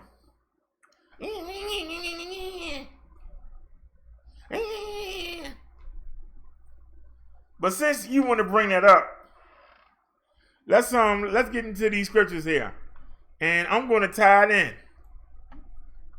Now, we already covered bad company corrupts good character. Look at the next scripture. We've seen this before. Elijah said to Elisha, stay here. The Lord has sent me to Bethel. But Elisha said, as surely as the Lord lives and as you live, I will not leave you. So they went down to Bethel. Now, why was this scripture included here? Because threats were made to Elijah. And Elijah said, I want you to stay here. Remember I told you, the prophets don't live with the people. They live away from them. So he's saying, I'm going to the people. Even though threats were made against him, he said, I'm still going to go to the people. Elisha is saying, you're not going to leave me here. I'm coming with you. I'm going to ride with you, ride or die, baby. I'm going to be with you, ride or die. I know you got enemies. You got enemies of the Lord. But I'm coming to stand by your side. Now, Elisha is under Elijah. He's next in line. So it's kind of like you got your quarterback and then you got your backup quarterback. Right? And then you got your third quarterback. Elisha is Elijah's backup. Elijah has been training Elisha to take his place. And he's telling him, I want you to stay here. I might not come back. Elisha is saying, no, I'm your friend. I'm going to ride with you, ride or die, baby. We both going to go down. I'm not going to let you go by yourself. I'm your friend. I got your back.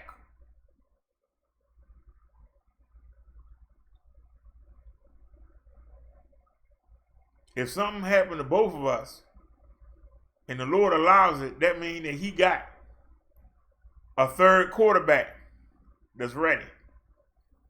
If something happened to both of us, he's got somebody else in the wings waiting. I got your back. I ain't rode with you all this time. I'm not going to leave you hanging down. I'm coming. I'm not going to sit back. I'm going to ride with you. If we both go, we both go. And so they went down to Bethel. There's a chance a good friend will not let you go in the perilous situations alone. They will ride with you. They're not going to say, well, all right, go ahead, then. Ain't got nothing to do with me. All right. Go ahead, man. I see you if you come back. Yeah. A good friend is going to say, let's roll. Let's ride. I'm riding shotgun in the front seat. Let's go. And that's what Elisha did for Elijah. And the reason it's stuck here because it shows you how you're supposed to be a friend to the people you say that you cool with. But saying it and doing it is two different things. We got Job 2:11. When Job's three friends, Eliphaz the Temanite, Bildad the Shuhite, and Zophar the Hamathite, heard about all the troubles that had come upon him, they set out from their homes and met together by agreement to go and sympathize with him and comfort him. Now, these were Job's friends. But if y'all remember when we covered the book of Job, these friends actually had the devil in them. And they tried to convince Job to curse God and die. His wife tried to convince Job to curse God and die. So the devil not only asked permission to take everything he had, his children, but the things that he did have left, the devil tried to get into their minds and to get them to do what he wanted Job to do. And he wanted Job to curse God and die. And the four people that actually were left, they tried to convince him, including his wife, tried to convince him to curse God and die. Have you ever cursed God? You ever got so mad at God and Jesus, you just said, oh, go to hell, or you know you wrong for this, why you let the devil do this to me? Have you ever thought that in your mind? The devil is saying, these people down here on earth, they don't love you. They don't. They can't love you. They only love themselves. They only care about having a good time. They only care about having nice things. And I'm going to prove it to you. I'm going to make them worship me. And they ain't even going to know it.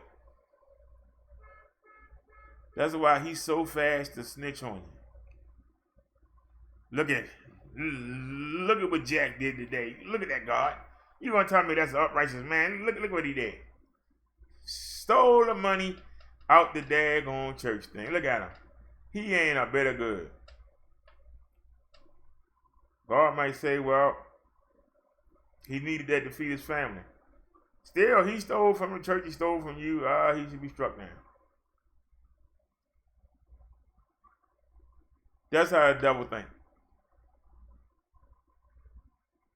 Now, Jack knew it was wrong to take that money. And I know something inside him said, you ain't supposed to do that. But I know his demonic spirit said, you need it, take it.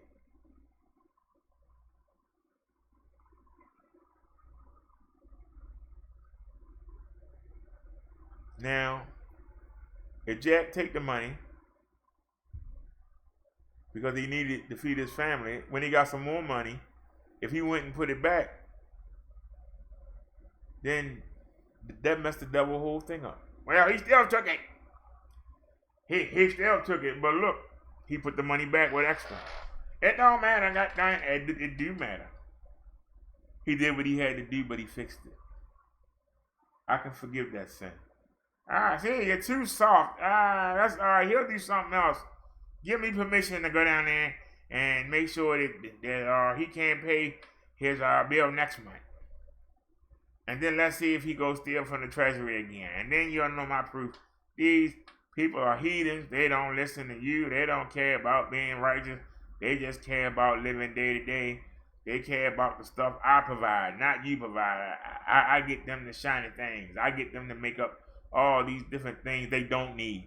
I'm in their minds. I own them, not you. God gonna say, all right, go ahead. Keep picking on this one man, but all right, go ahead. And it ain't one man. He picks on all of us.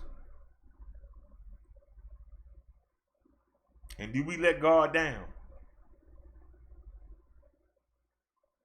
That's my only question. Do we let God down? Do we let God down? Luke says, do to others as you would have them do to you. Do to others as you would have them do to you.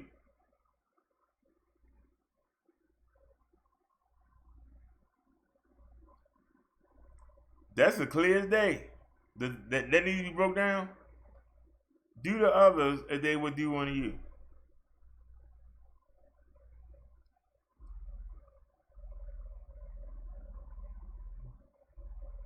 I canceled the bike auction for 2 reasons.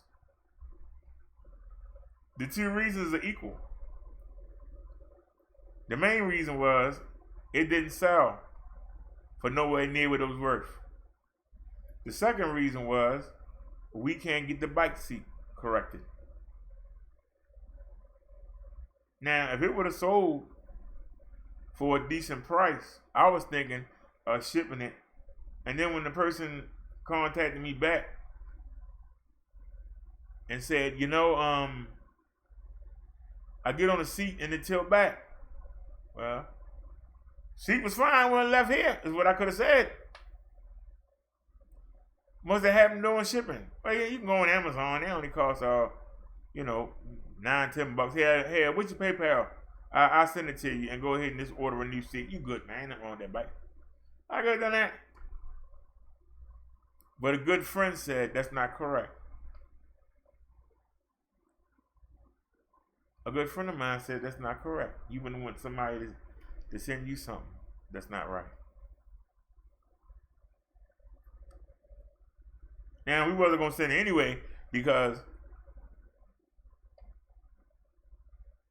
it didn't sell not even half of what it's worth. So no. I'd rather kept it. But that person made a good point. Do unto others as they do unto you, even if it's been done to you many a time. You can't use that as an excuse to do unto others. You can't. You can't use that as an excuse to do unto others.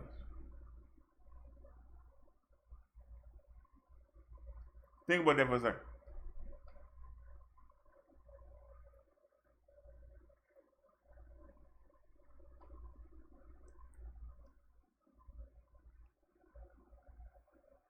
Because it's going to come back and haunt you. And it's going to keep haunting you. I'd rather just take it in the beginning rather than get it 3 times back later on. Because if you down now, 3 months later, you might be even worse condition.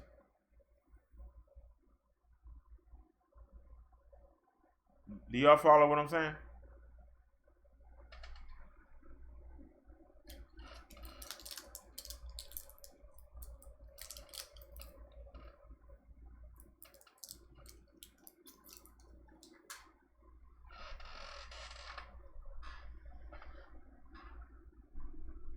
Proverbs 18:24. One who has unreliable friends soon comes to ruin, but there is a friend who sticks closer than a brother.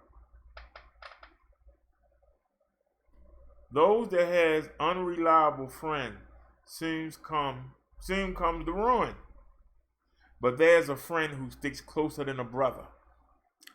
What is this verse saying?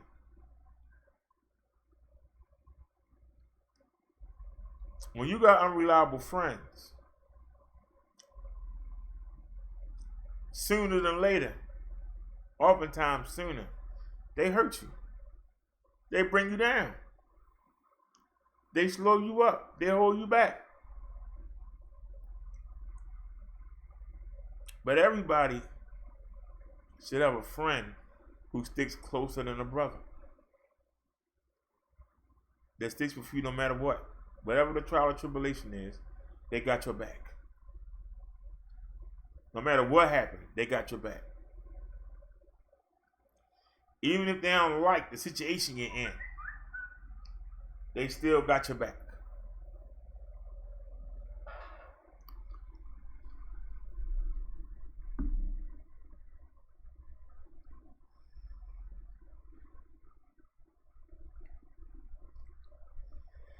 Okay?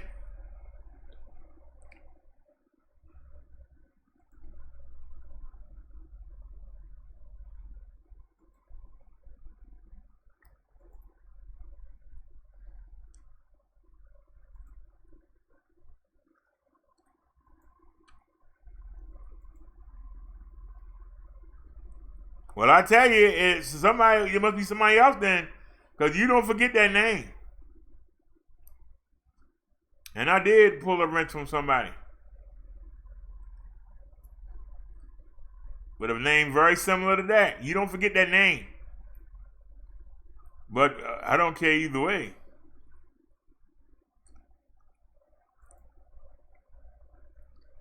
I also didn't recall Rita, and I pulled her wrench too. Now, Night by Cash just vouched for her to get a wrench.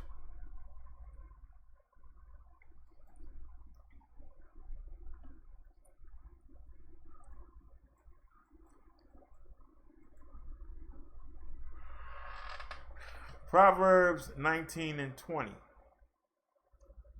Listen to advice and accept discipline, and at the end you will be counted among the wise. Listen to advice and accept discipline, and at the end you will be counted among the wise. That's powerful right there. Proverbs 19:20. Listen to advice. Instead of talking so much, listen. Listen so you can get some good knowledge. Don't listen to the bad knowledge, but listen. When you hear something good, listen and save it in your mind. And accept discipline. If you do something wrong and somebody pull you up, accept it. Don't get, you gonna pull me up. Tell me something, man. Okay, I'm gonna bring you down. You watch. I'm gonna bring you down. Trying to tell me I'm gonna get to go. I ain't tell me what I can do. You gonna tell me what I can do?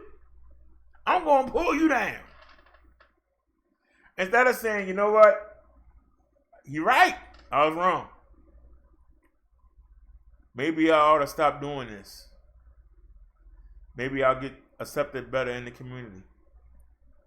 Maybe if I stop going around doing these things I ain't supposed to be doing, maybe life will go better for me. But no, we want to go, you going to tell me something like that? I don't care. I'm going to do what I want to do. They ain't going to tell me nothing. Who the hell are you?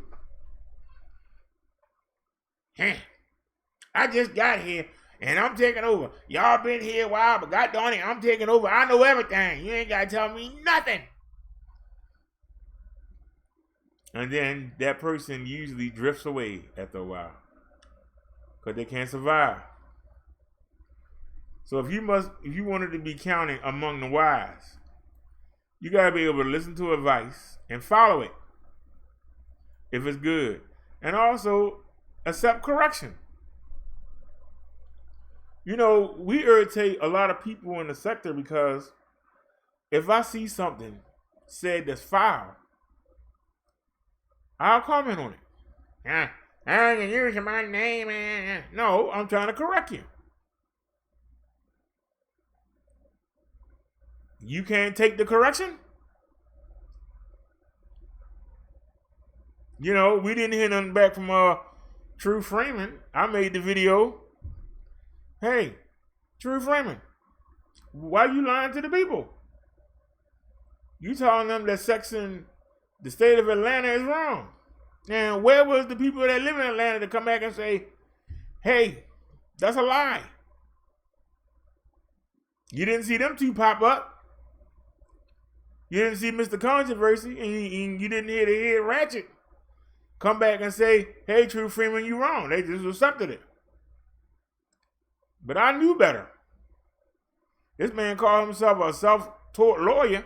He didn't realize that all sex is not banned, wasn't banned back in them days. It wasn't all sex. It's sex out of marriage that was banned. And I think that's a good law. There should be no sex without marriage. If you don't care enough about the person that you about to let enter you, or you about to enter, that you won't marry them, you shouldn't have sex with them. I think that's a very good law. And it should be enforced. That's a very good law. Any sex within a marriage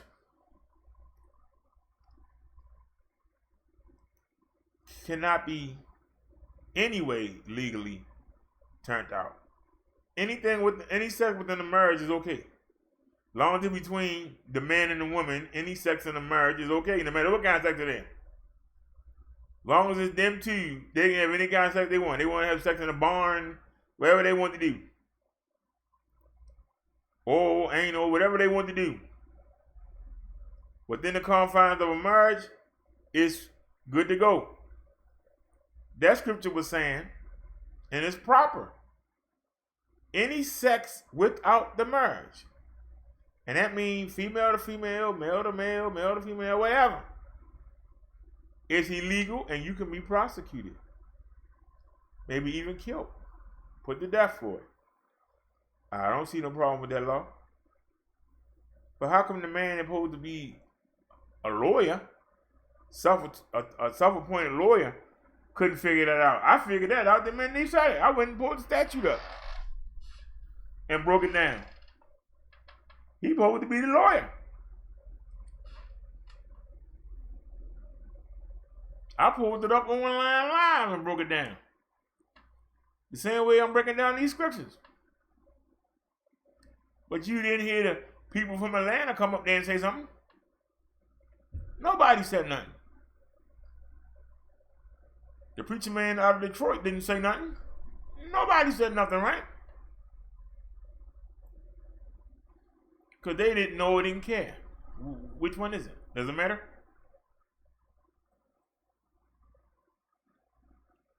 Now, he didn't come back, oh, you fat MFer, and this and that. He didn't say nothing. You know why? Because it made sense. And he said, well, you know what? I'm corrected. Because you know somebody from the nation came, hey, True, look what Brother Derrick said. He went and watched the video and he said, damn, he right. Ain't nothing I can say. We never heard one thing back. You know why? Because I was right. So at least he was able to take the correction and move on. He ain't had to come back and you tell me. He took the correction and moved on.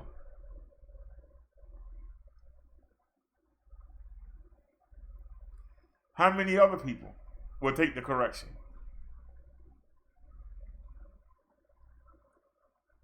We haven't had no feedback from Soto Nation. I made the video the other day asking Tommy to stop boring us to death with these daggone lame people. You know the video was boring because you sitting there playing on the damn phone. You skipping all through the video. Somebody told me, he talked about me, he ain't said nothing about me yet. We 20 minutes into the video, he ain't mentioned me yet. We half an hour, let's go to another video. And you're going to pull up another video on the lame dude. And the video was even lamer. But you're going to sit there and make your audience. And the audience got bored. The audience, they started seeing who could make the best joke. And he's sitting there probably texting the person sending the video, why you send me this crap? He looked bored as hell. Why would you not say, let me put something else on? Or do y'all want to call in or something? But you make the people sit there and watch these boring video clips, and you know it. And if it's a fight clip or something going on in the restaurant, you'll sit there and play that whole thing 50 times. You'll play it 50 times. And then sit there and try and sing and try and make a rap and, you know. But I understand, you're trying to entertain the people. But goddamn, man. Nobody has yet to come answer me when I made the video and I said, Tommy, please stop. I made this about 4 months ago. I'm getting ready to do my show and Tommy's on. So I got him on, right? And I'm setting my show up. And I said, well, we're going to wait till he only doing one video. This ain't going to be long. We'll wait till he go off and then we should have more people watching us, which makes sense, right?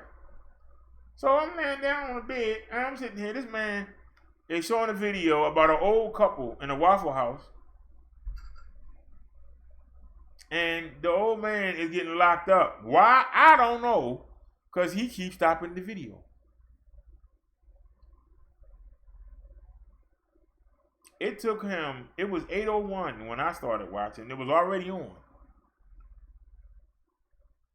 I had dozed off. The last time I looked at the clock, it said 8:21. When I woke up, the video was off. I woke up about 9. I only slept like, you ever had one of them like 15-minute naps? I woke up, it was off. From 8:01 to 8:21, All I got to do was see the man put up against the wall and a fat white cop walked in. That's as far as I got in 21 minutes. That's as far as he got. I don't know why he got locked up. I don't understand what the white cop had to get 10 minutes of talking about. I don't understand why the woman was hollering. All I know is Tommy's making jokes. You sit there and would try to make these people, you know that the clip is boring. And you trying to spice it up by stopping it every daggone, letting 2 seconds play, and then you got to talk for 10 minutes. If you got to do all that to dress the video up, don't play it. Go to something else. But you're going to make it. You're going to make it. I'm going to make a whole show out this one video. Like, I'm going to make it. And all I said was, stop.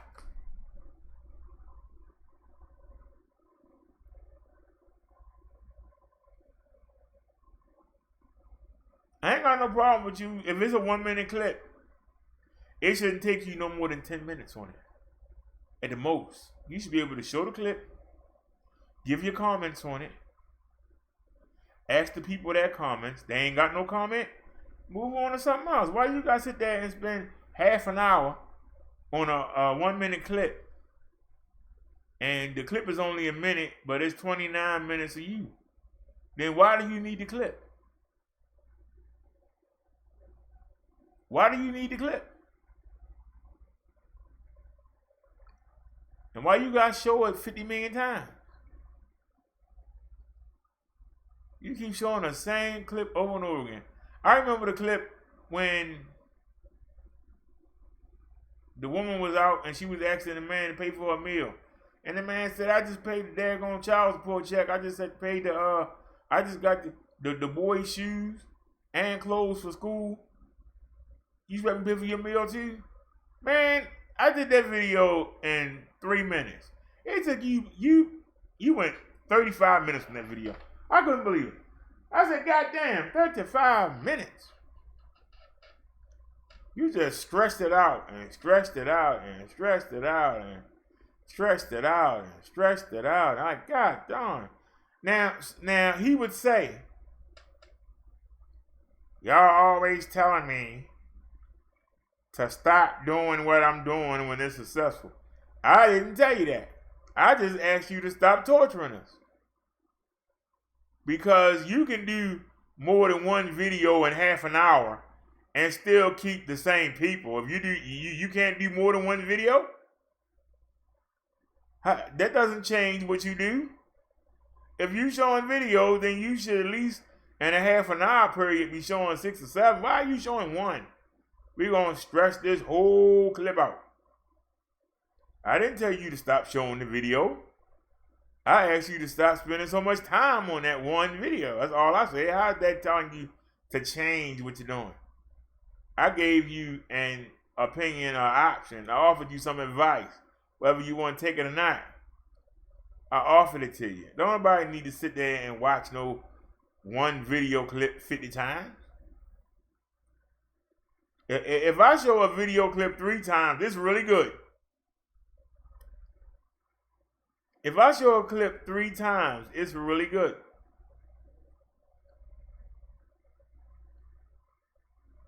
And for somebody on Soho Nation thinking about coming over here, let me ask you this.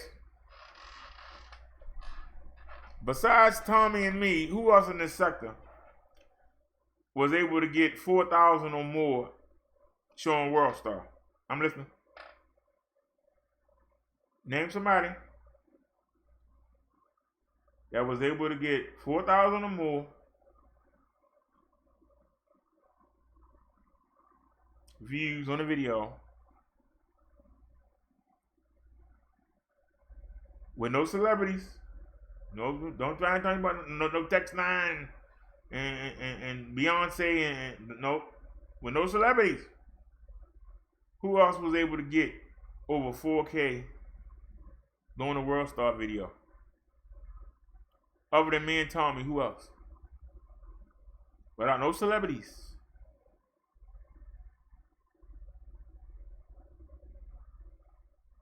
Just took random people off World Star and got more than 4,000 views on the video. Anybody? I'm listening. Anybody? I'll wait. Show me somebody in this sector. Show me somebody in my class. I know the woman in Atlanta can't do it. I know the man in Detroit can't do it. I know LA can't do it. I know Nutwood can't do it. I know Chucky can't do it. I don't even think True Freeman can do it. I'm listening.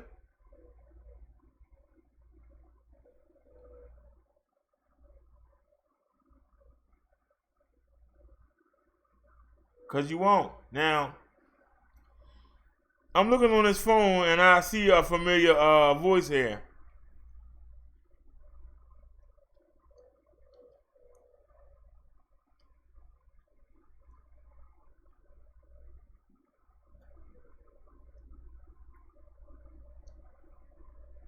Don't say you surprised. You need to thank No Night by Cash. She asked me to clear the block list. She's in the chat. Tell her thank you. She asked me to clear the block list.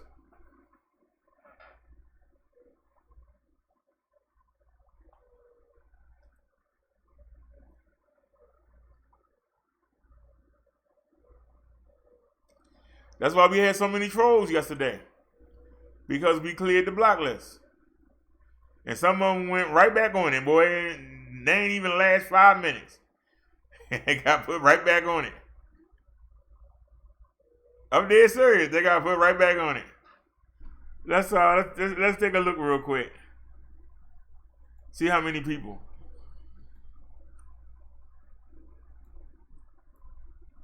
That's why when somebody said that they didn't have a wrench, I mean, they never had a wrench, I just went in there and cleared out the people that don't come by. So far, we got Happy Life, Zone Jefferson, Candy Manning, Artist by Nature, and Tommy Sotomayor News. They all got blocked yesterday.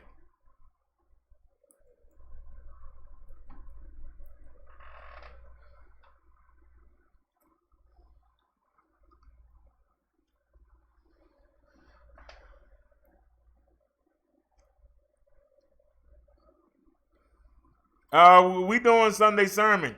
If it's not related to the sermon, please don't disrupt it.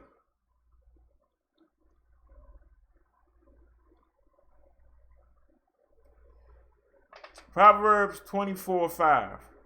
The wise prevail through great power, and those who have knowledge muster their strength.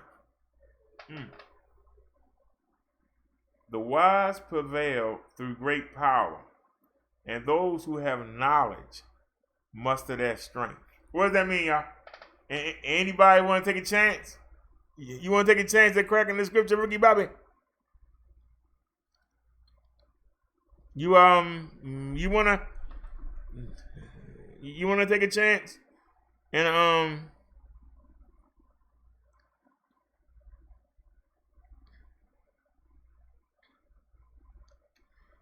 Ricky Bobby, that's fine. But right now we doing a Sunday sermon. If you want to do a call and show tomorrow or when this go off, that's fine. But right now we doing a Sunday sermon. Would you like to try to break down this verse? Proverbs 24:5.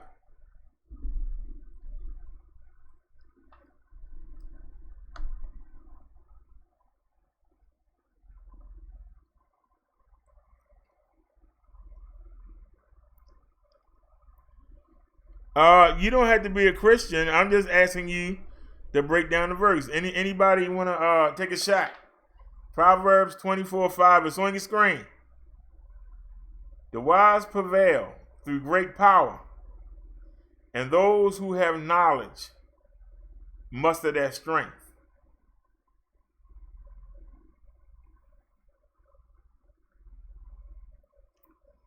The wise prevail or seem to come ahead because they actually don't just hear something or see something and go off and jump into the arena, jump into the fray, they sit back and they wait. They try to analyze everything. They try to see the situation for what it is. And they save their strength for when they see the cause, the effect, and the aftermath. Then they weigh in. They see what started it, how did it end, what are the results. Then they comment. They don't just jump in there as soon as it starts. They wait. And y'all want an example. I gave it last night if y'all watched the show. Because we actually spent it talking about the woman from Atlanta. She was in somebody's chat. She heard something. And instead of going to the other person who she was cool friends with, she ran him off in the chat, only hearing part of the story. The man hit her up all day. Paragraphs, she said he was leaving paragraphs. Then the man told her that he was going live. She still didn't respond. But then she came on there, you didn't send me the link, and you put my name in the title.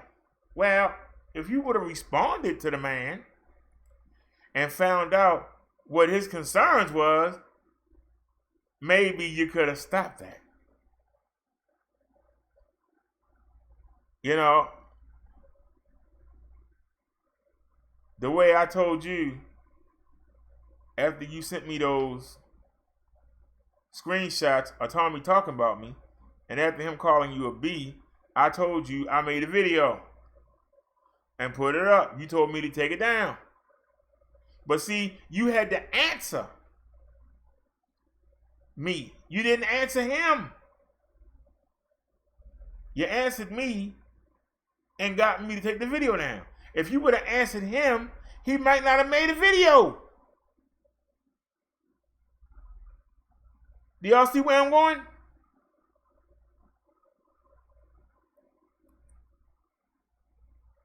If that was your boy and that was your friend, your first thought should have been, I need to hear his side. I need to go find out his side and then figure out my next move. Instead, you went on and joined in with the chat and said something. I only said 2 sentences. You shouldn't have said nothing because you only had half the story. You should have went and got the whole story and then commented. But you didn't. Then you listen to the last one. The last verse we just did.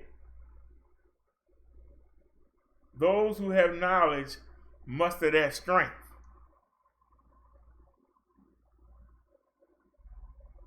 To muster that strength, they must have all the knowledge. Or it's going to be weak, right? If you don't have all the information and you trying to say something or act on something, if you don't have all the information, you only got bits and pieces, then it's weak. So how can you make something weak strong? You only had one side of what was going on. But those people who you were in the chat with, you just knew of. You're supposed to be cool with this person to the point that you asked Tommy to do a show with him. But yet this person is hitting you up and you ignoring the hell out of him. And then the man tell you he going live. When I told you I had that video up about Tommy, it didn't take you long to hit me back. Why are you ignoring this man? But you hit me up immediately and asked me to take that video down.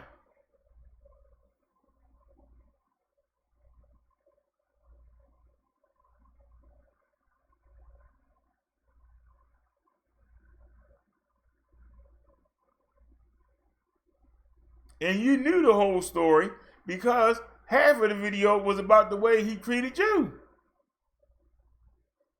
But you ain't had no problem. Take that video down. But yet you went and heard something from somebody else who you don't know that well, and you ran with it. And the man's trying to hit you up, and you ignoring the hell out of him.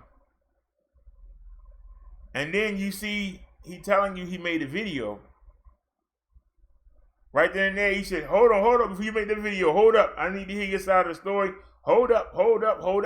You just ignore him. But then somebody tell you, yeah, he got a video up, and it got your name in it. Now you mad. You been ignoring the man. The man been hitting you up. You ain't paying him a bit of mind. The man tell you he gonna make a video. You should have said, hold on, before you make a video, I need to hear both sides of the story. Hold up. You just ignore it. But now somebody tell you, and see, somebody got to tell you something, because you won't look. So how are you gonna muster your strength together if you won't get the knowledge to muster your strength together? Why somebody gotta send you something? Why you gotta stumble upon something? You just say yourself, you don't know them people that well. You just happen to be in that chat. You stumbled upon some information. You stumbled upon it. And instead of saying, let me check A with B before I see my way into it. Let me check A with B before I see my way into it. You just jump on in without thinking.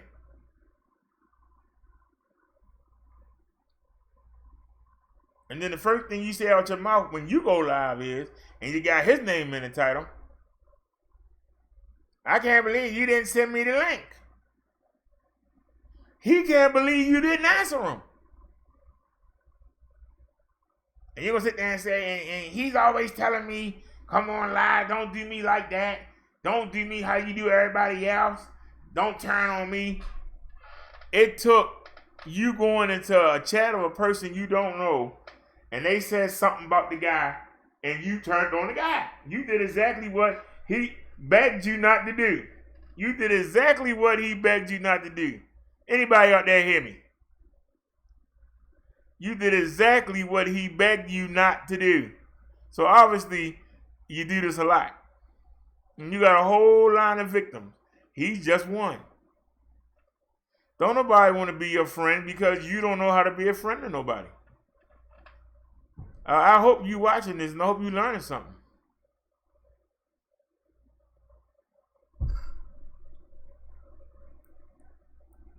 Get the full story before you say something.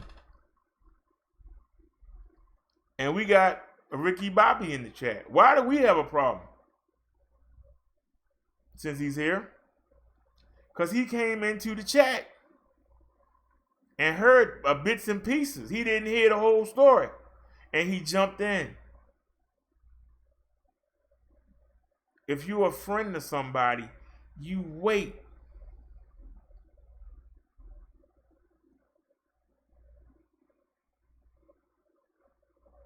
You wait.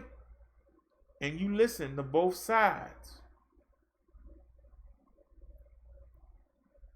And make your own decision. Then you comment. If you just jump in, oh, I heard this. Oh, wait a minute. Hey.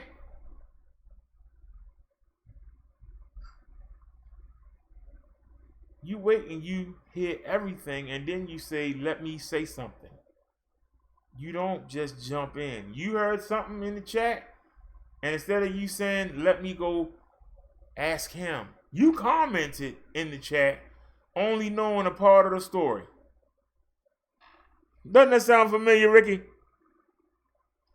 Doesn't that sound familiar?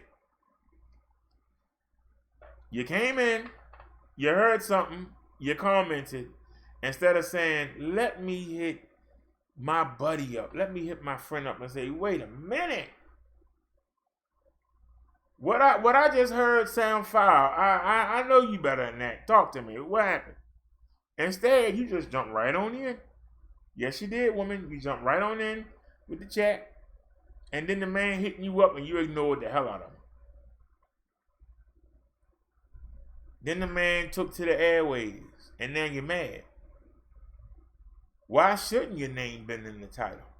You supposed to be his friend, but you threw him under the bus in that chat without knowing the whole story. Then you ignored him all day. He's hitting you up, leaving you paragraphs. You ignored him. You never got his side of the story.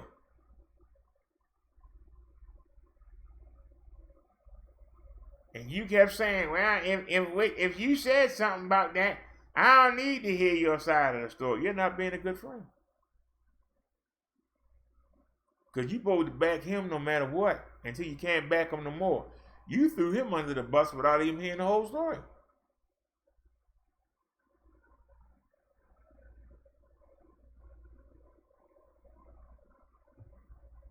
So you typed in that chat without having all the facts. And then won't hear the other side.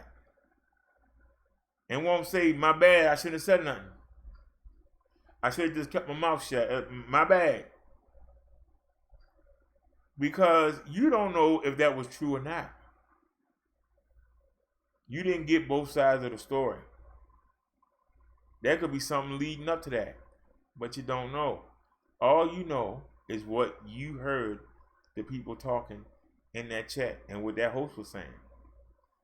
And you were not cool with them, as you would say. But you took that word over somebody who you cared enough about to go ask Tommy to be on his show. So that says you would throw somebody under the bus that damn quick. Them sending you text messages and you just ignoring them. You admitted it. And I know, because I've sent you messages and you've ignored them. But then you can't wait to come back and say, I sent you message, you didn't answer. You sent me threats in April and May. No, I didn't answer. I had done fine. Well, why I want to bring you back in my life? But I put that video up. Tommy, your ass answered quick. You didn't take no dang on day and a half. You answered that quick. Your precious Tommy was in the line of fire. You answered quick. Do y'all get where I'm going? Do y'all understand where I'm going? Before you jump and get the whole knowledge, get the information, not what you heard. We used to have a follower, a good follower. She didn't donate, but she was a good follower. And she heard somebody else say something in another chat. And she started hitting me up, talking about take away her wrench and take her off the website. I wasn't running the website. Somebody else was. So I had to figure out how to do it. She's calling me all kinds of names and get me off the website. Finally, I told her, look, I don't know what the problem is, but you need to get on my face. No, because my name went on the website. And I said, what's the allegation? She said it. I said, so where's the proof? Show me some proof. I'll wait. I ain't heard back from that person since. But I figured out how to do it. I got them off the website, and I hope they're having a good life. But they jumped the gun, and I hope, and they probably still watch. I guarantee you. They still watch the show. They don't say nothing. I guarantee you. I'll put money on it. They still watch the show.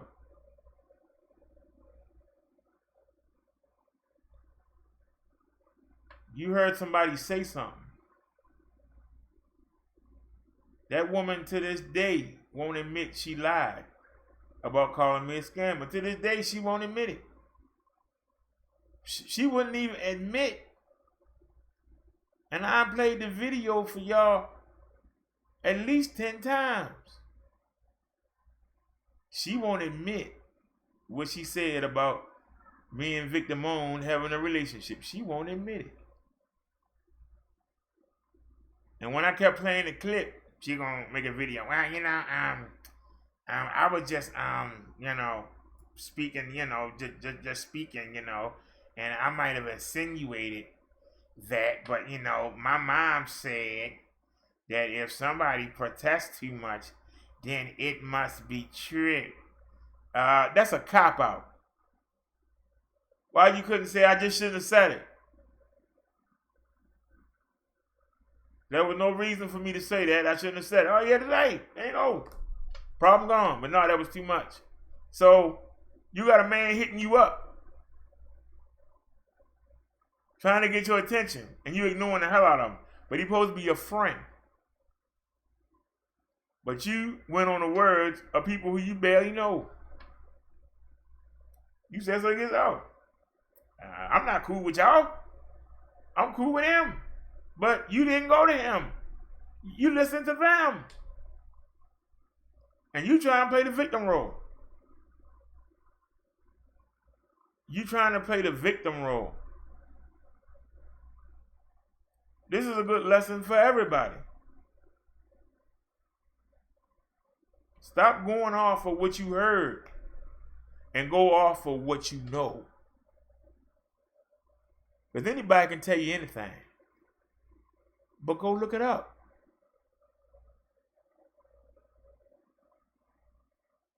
Go look it up.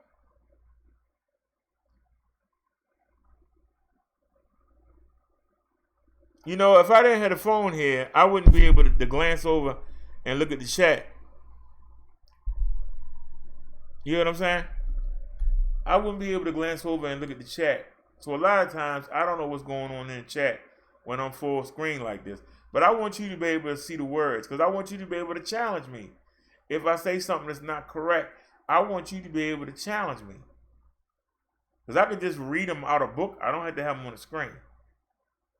But I want everybody to be able to say, hey, wait a minute, bro. That don't make sense. What you saying don't make sense. And we can talk about it.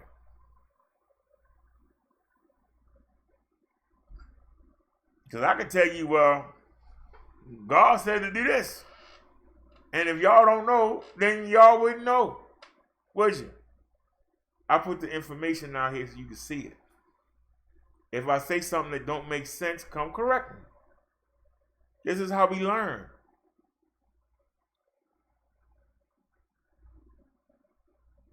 But people keep doing this behind the scenes stuff.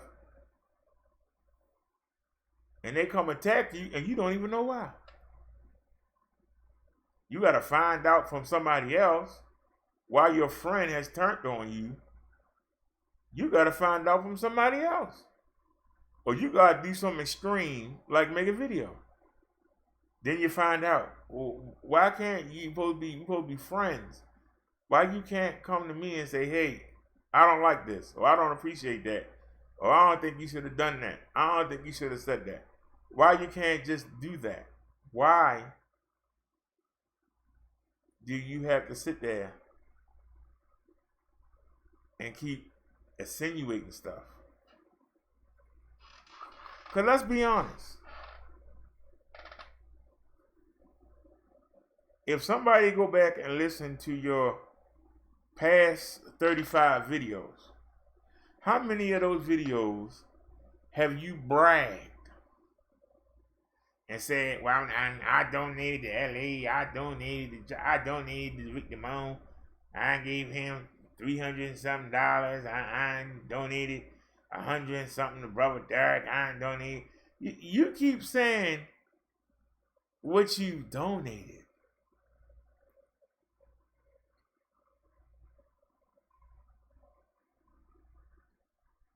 But you've thrown every one of those people under the bus. You've jumped on every one of those people and thrown them under the bus. Why? Because they oppose Tommy. Let's cut to the chase. and you trying to impress Tommy. Even in the videos you made yesterday to Rude, you kept bringing up Tommy.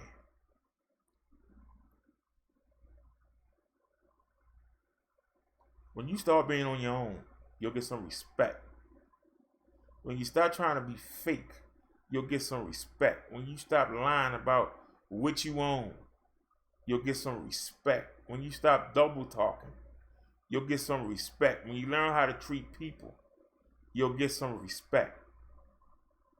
This man was your friend and you cool with him, yet a day later, because he put your name in the link, now all of a sudden, this guy's a bum, he ain't no good, he tried to get coochie from you, all of this, but he supposed to be your friend. You threw everything but the kitchen sink at that man, who you call your friend. What do you do to your enemies?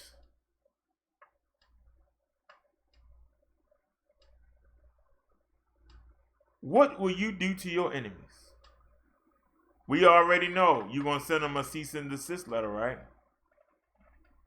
You're going to call the lawyer on them, right? And try and take them on Judge Mathis, right? That's what you do to your enemies. But to your friends, you throw everything you know about them. You throw the kitchen sink off of what somebody else say. Anybody hear me? People you say you cool with. I'm tired of messing around these broke down bums and all. Why do you attract these broke down bums? What are you doing wrong that all you attract are these broke down bums? Why is Tommy hollering at you about you bringing him these no talent, low down bums? Huh?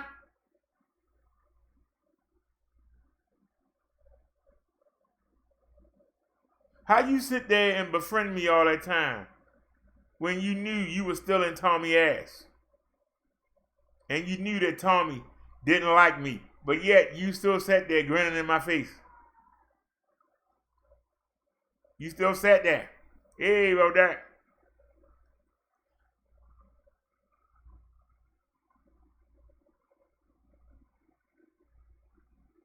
You slipped up one time and showed me those screenshots. And you saw I went to make that video. You ain't never say a bad, you ain't mentioned Tommy in my presence not once since, did you? Because you knew I was going to get him. You knew it.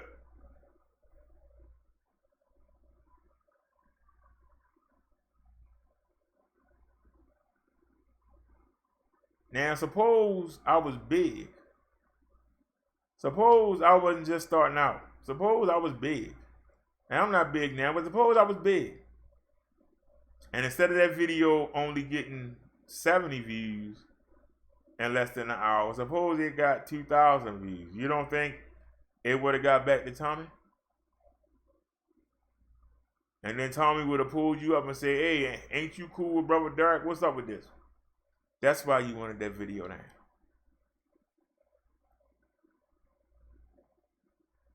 And that's sad that you sell out.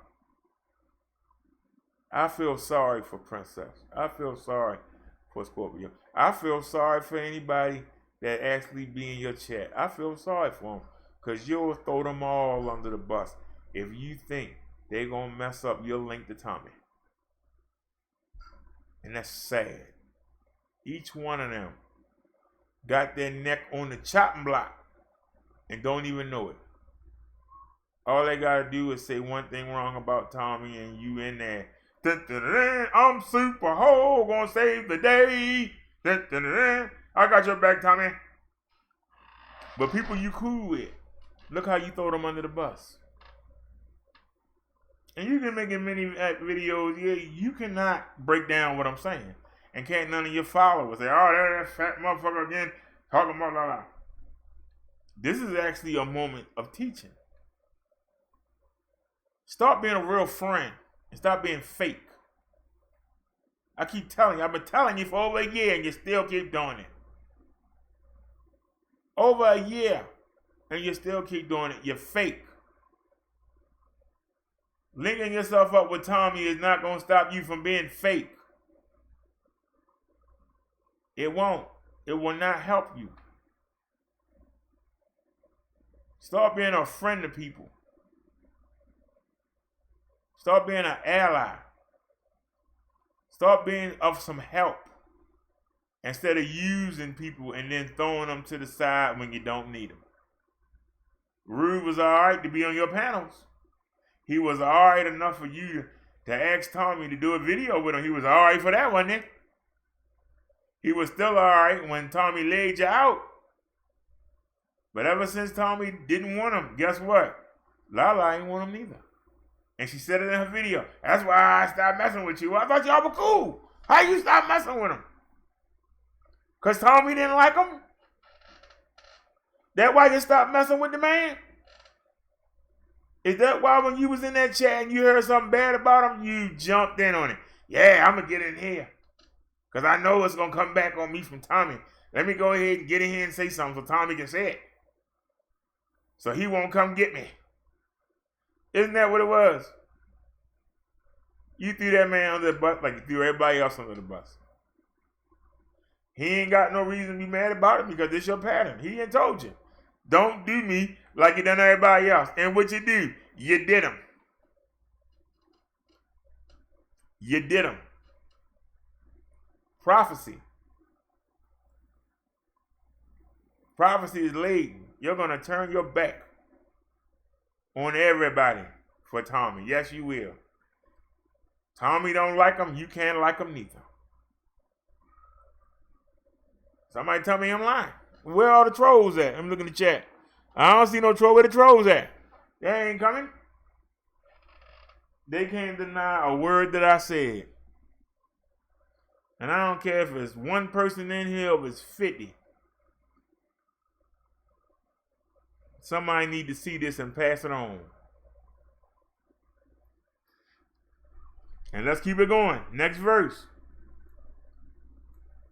And I love how this backs me up.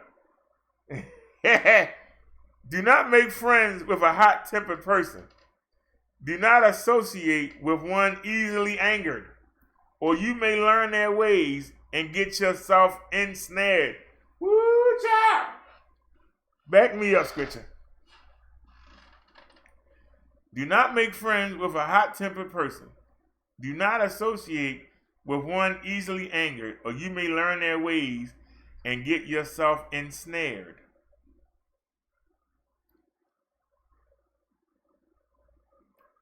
That's self-explanatory. I don't think I need to break this down. Don't make friends with a hot-tempered person. Because sooner or later, they're going to get you in something.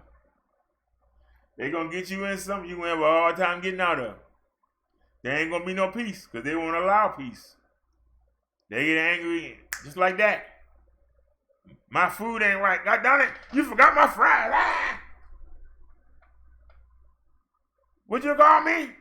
Would you call me in that chat? Ah, I'm going to get you. And as you hang with them, you're going to start picking up their ways. And then you're going to find yourself doing it. And you might be saying to yourself, why am I doing this? It's because you learned it by association. You looking up to this person, you hanging with them, you picking up their bad traits. And you find yourself hollering and arguing and fighting. And it's a voice in the back of your mind saying, what are you doing? I don't know, but I just got to do it. Avoid hot-tempered people. People that get easily angered. People that get frustrated for no reason at all. What? You ain't got my apple pie. Tear this place around. How you ain't got no apple pie? I came all this way. Want some apple pie? You ain't got no goddamn pie. I'm gonna, hey, come here. I'll beat you up. You ain't got my pie. Why you make no pie? Why you so damn lazy?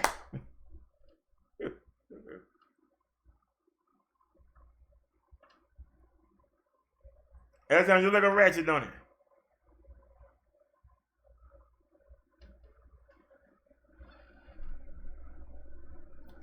Let's keep it going. Proverbs 13:20. Walk with the wise and become wise, for a companion of fools suffers harm. Walk with the wise and become wise, for a companion of fools suffers harm. Can we say that again? Walk with the wise and become wise. If you walk with an idiot, you become more of an idiot. You walk with somebody simple, you become more simple. In order to fit in, you must do the simple ways. You must do the evil ways, or you will not fit in. So you can't walk with somebody that's not walking in the light. You cannot walk with somebody all the way. You can't. You can dip in and dip out, but you cannot walk. You cannot walk in there and be in their company and be accepted by them and be surrounded by them and not pick up no bad habits.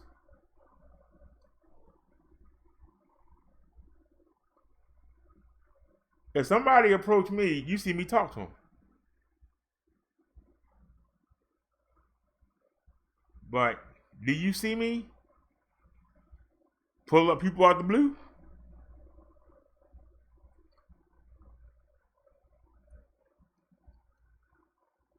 No, you don't.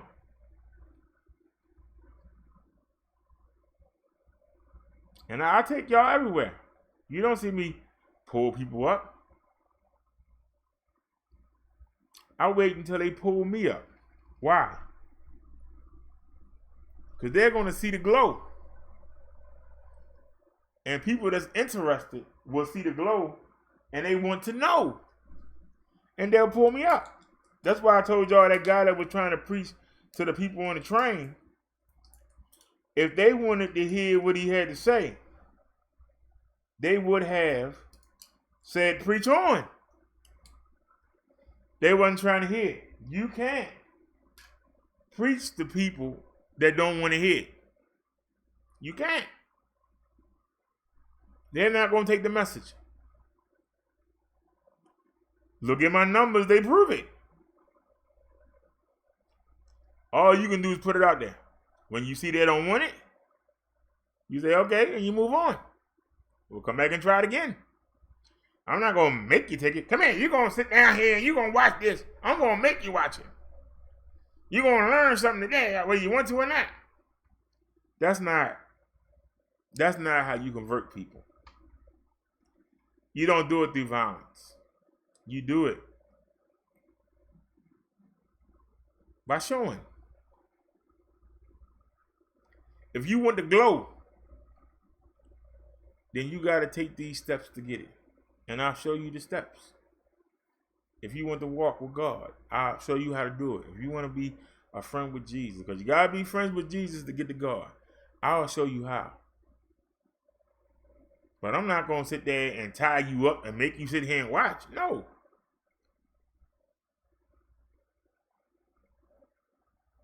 And I can't keep putting myself and be surrounded by people. I'm going to start to pick up their traits. That's the last thing I need. I'm surrounded by these people. You don't see me out there hanging. You don't see me on the corner. You don't see me at the bar. You don't see me standing in front of no convenience store hanging out. But if somebody approach me and ask something, I will answer them.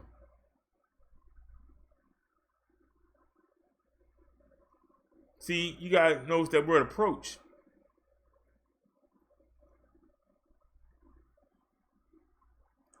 A lot of times when a demon see that glow, they get angry. Why is he glowing? Look how he look. Look what he wearing. Why is he glowing? He should be depressed. I got all this jewelry. I got the women at the damn house waiting on me. Why this guy seem so happy? I got to go take away his happiness. Let me go mess with him. And when they come, I talk to them. And y'all see when I talk to people, I usually leave them in a good mood. Why is that? Why is that?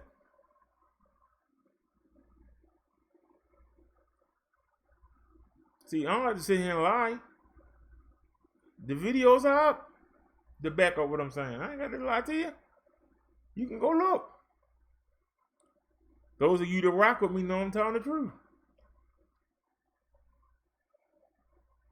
How come the cashiers have a smile on their face? How come the security guards have a smile on their face? The workers, where I go, they have a smile on their face. Why?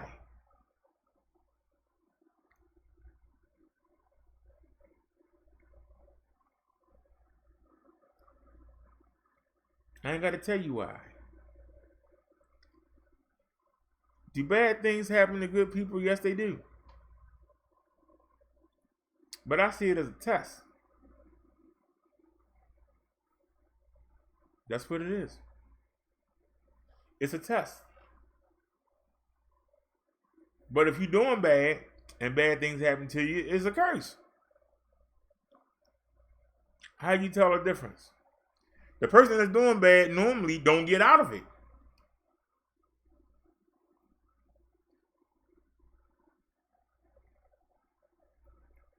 The person that's being tested always has different options and is always trying to do different things. That's how you tell a difference. That's how you tell a difference. Somebody that deserves it is mad because they know they ain't done what they supposed to do and they deserve it. Somebody that's being tested might get frustrated, but they start dealing with it immediately. They don't wait and let it fester. They're like, you hear him talking, let's try this, let's try that. Because if you're being tested, you're supposed to do what? Stand up to the test. You're not supposed to run. You're supposed to stand up. I'm being tested. I don't know why I'm being tested, but I'm being tested. So let's fight. I'm not going to surrender. Let's try this. Let's try that. Let's try this. Let's try that. Something going to work.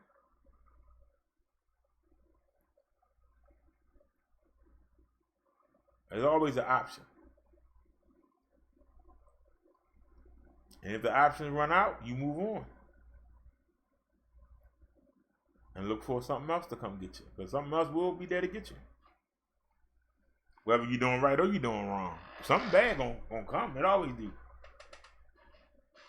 But it's how you react to it that shows. Do you do it with faith or do you do it out of desperation? Do you depend on God or do you depend on man? But if you depend on man, you're gonna come up short a lot. Proverbs 14:4-6. When there are no oxen, the manger is empty. But from the strength of an ox comes abundant harvest. An honest witness does not deceive, but a false witness pours out lies. The mocker seeks wisdom and finds none, but knowledge comes easily to the discerning. Woo! When there are no oxen, the manger is empty. But from the strength of an ox comes abundant harvest. What does that mean? It's pretty simple. It's pretty simple. The oxen, back in them days, pulled the plows. You ain't got no oxen. You ain't getting no harvest because you can't pull the plow. So you got to have the oxen. So people that talk about they ain't got nothing and they ain't doing nothing, are they doing what they need to do to get the resources to be able to do something? Are they trying to do something, or are they sitting around complaining, oh, woe is me, I ain't got this. Oh, the man holding me back. Oh, I can't get this done. Oh, nobody won't hire me. Oh, they got excuses. Or do you see them out there trying? Are they knocking on doors?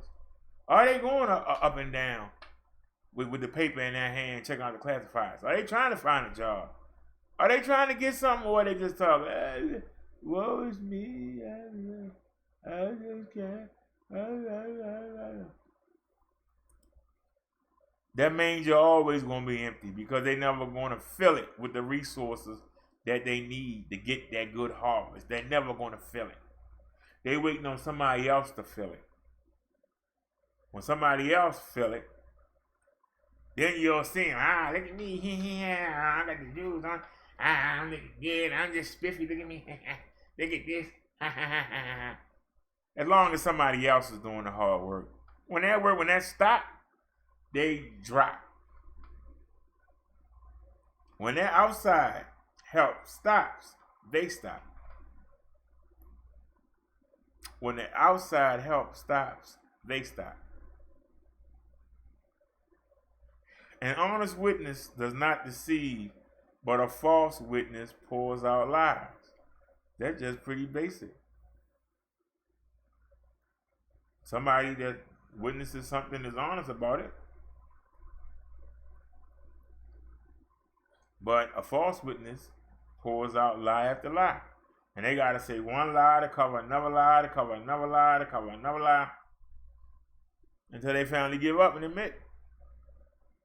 Some of them will go to the grave and won't admit they lied. The mocker seeks wisdom and finds none, but knowledge comes easily to the discerning. Can we say it again? The mocker. Hold on a second, y'all. This power boat just went dead. I got to charge in 2 things. Let me plug it back up. Oh, that's the wrong plug. Oops. Come here, Halo. So that's full, but that's not. Okay. Alright. One is full and one ain't. The Bluetooth speaker music player flashlight is not full, which is weird. Anyway, let's get back. The mocker seeks wisdom and finds none, but knowledge comes easily to the discerning. Those that want to mock things and make fun of things usually don't do the homework, and they usually miss the point. Because if they knew the truth, they wouldn't mock it. Instead, they would learn from the truth and try to figure out, how can I apply this to my life? But instead, they make jokes. They try to be the comedian. And not everybody can be Richard Pryor. Everybody can't be Eddie Murphy. Everybody can't be Chris Rock. Those people find funny, and they'll pay money to go see them.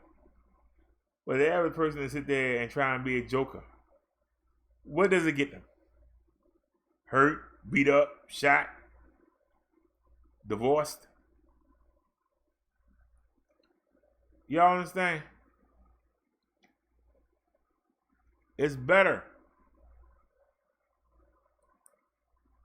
to keep your mouth closed and listen. Then when you think you got the gist of what's going on, then you should speak. But to sit there and, well, I don't know what they're talking about, but I'm going to make some jokes. The people that's trying to learn are really irritated by that. Now, you got some people that might find it boring and they might listen to your jokes. But guess what? Y'all going to fail the test.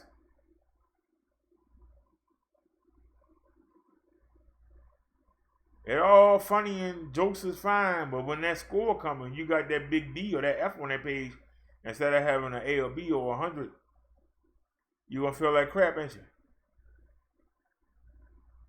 When you sit there and you see the person that you laughed at in school and called them nerd and geek, how they running the world right now. And them little cheerleaders that you was chasing in high school are now chasing them. Look at that nerd. How do you get that beautiful woman? Because that woman don't see a nerd. She see a price tag. The same way these young ratchets see a drug dealer. They see a price tag. But when the drug dealer starts going to these swanky places and they meet real celebrities and they meet people that make real money, guess what? They don't want the drug dealer no more. They don't want them no more. They don't.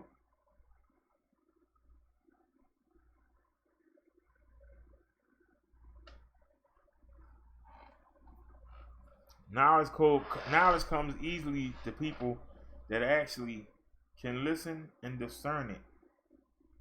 Break it down. Figure out how can I make it work for me.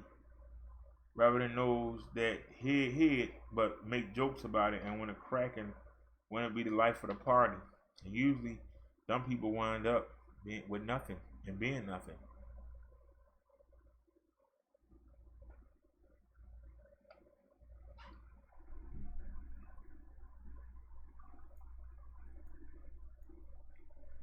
Colossians 3:12-14.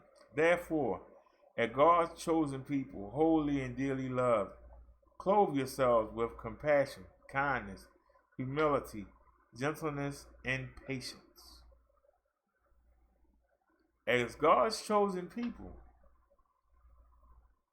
keep yourself holy and dearly loved.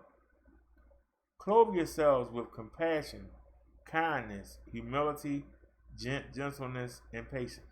Does it say clothe yourself with fancy cars?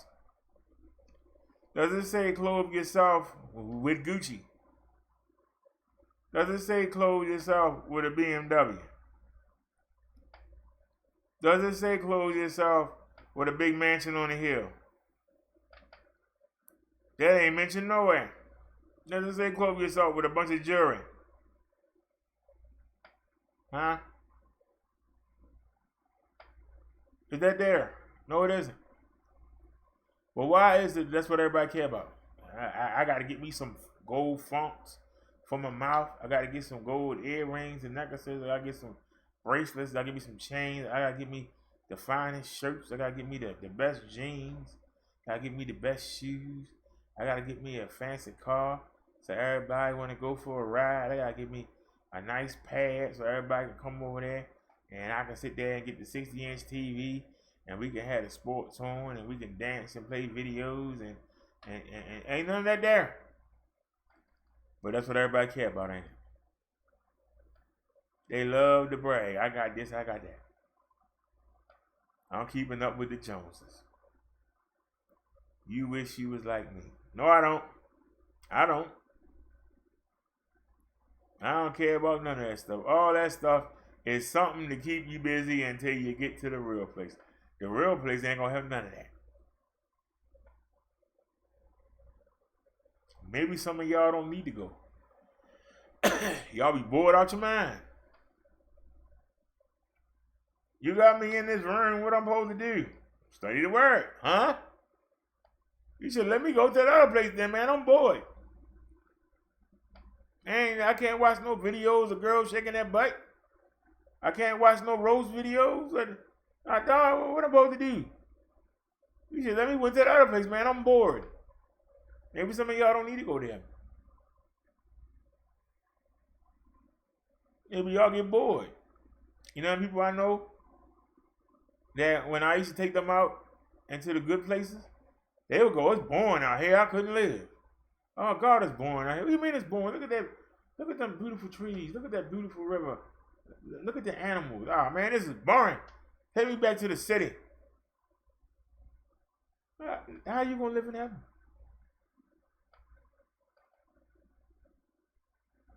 Just a question. How are you going to live in heaven? You're going to be bored.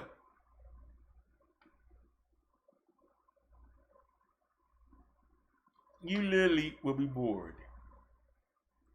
You need the drama.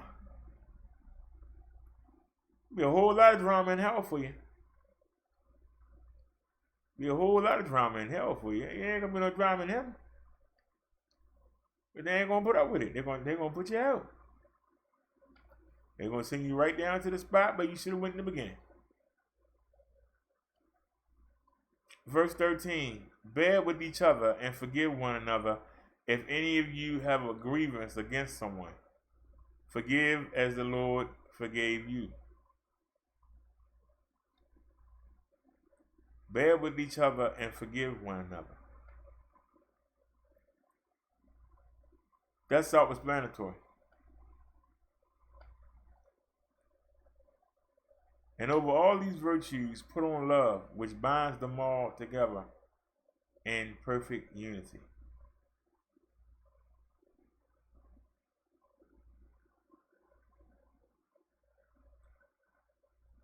Was I angered by, I use the same example again, because y'all know who I'm talking about, so I'll just keep using it.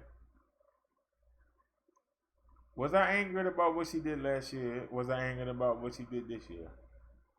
Was I angered? Yes.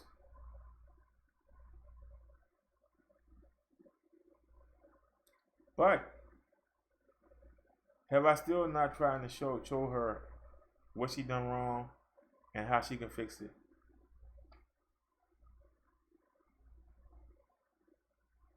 That's showing love to somebody who continuously does you wrong.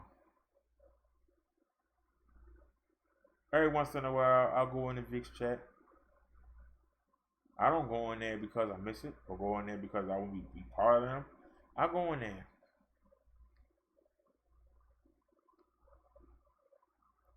Because maybe they'll say, you know what? Through all that we did to him, he still come back and checks on us.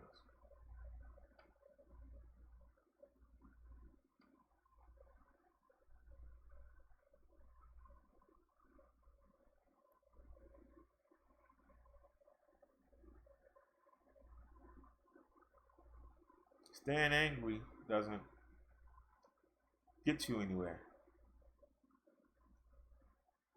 But if you really want to hurt somebody, you hurt them mentally. And how do you do that?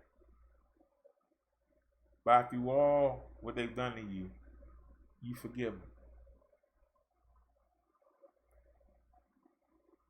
And you still try to be cordial with them. Even if they're not cordial with you. Because they might show off for their people, their friends, their fans. But deep down, they know they was wrong. They know they was wrong.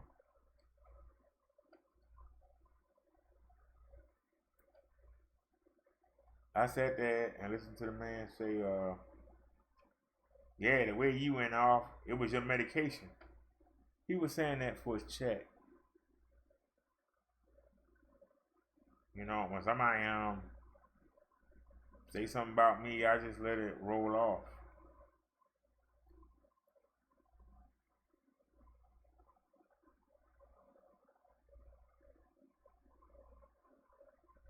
But then he made the video talking about somebody's feet. I said, okay. I didn't say nothing. His actions had already said it.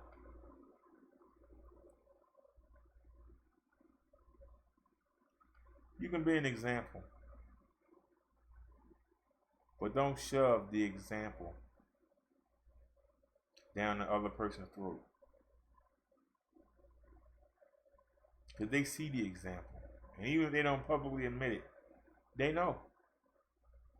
And that should be enough for you. They know. The people around them ain't got to know, but they know.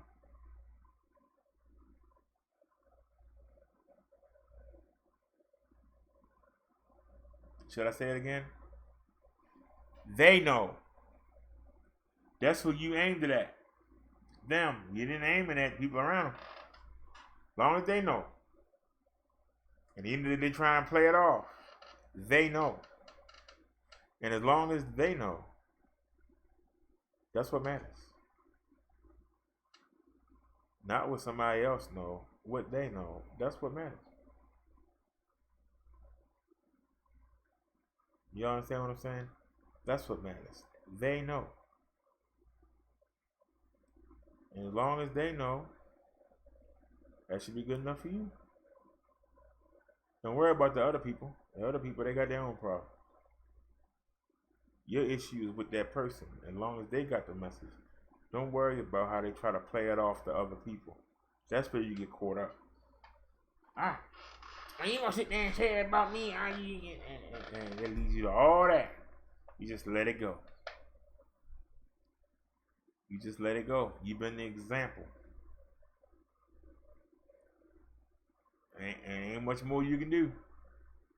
They heard you. You guys stop worrying about what other people think. Worry about what you think. All right, nobody said nothing in the chat for a while. Hold on a second.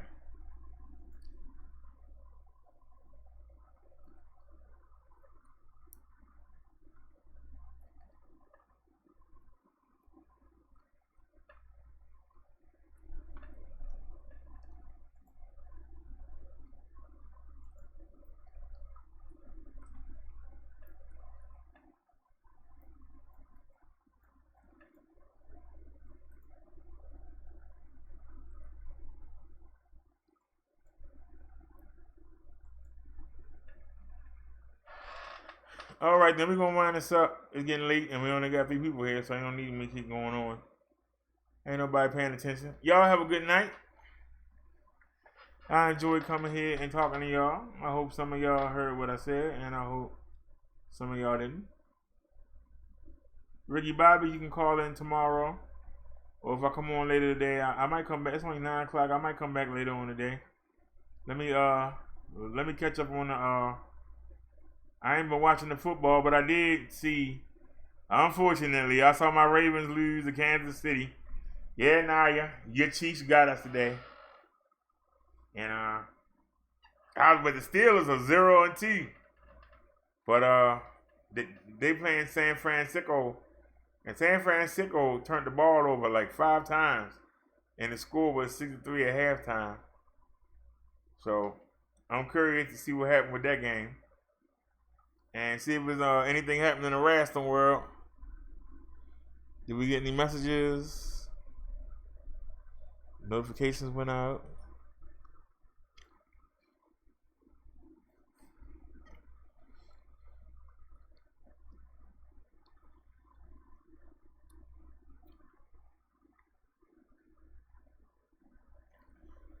Yeah.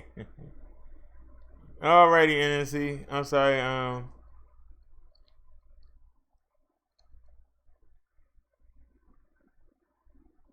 Uh-oh. What happened?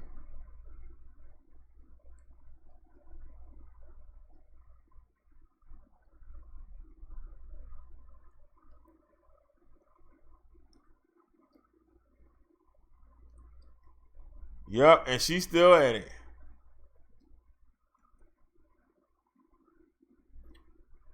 Yup.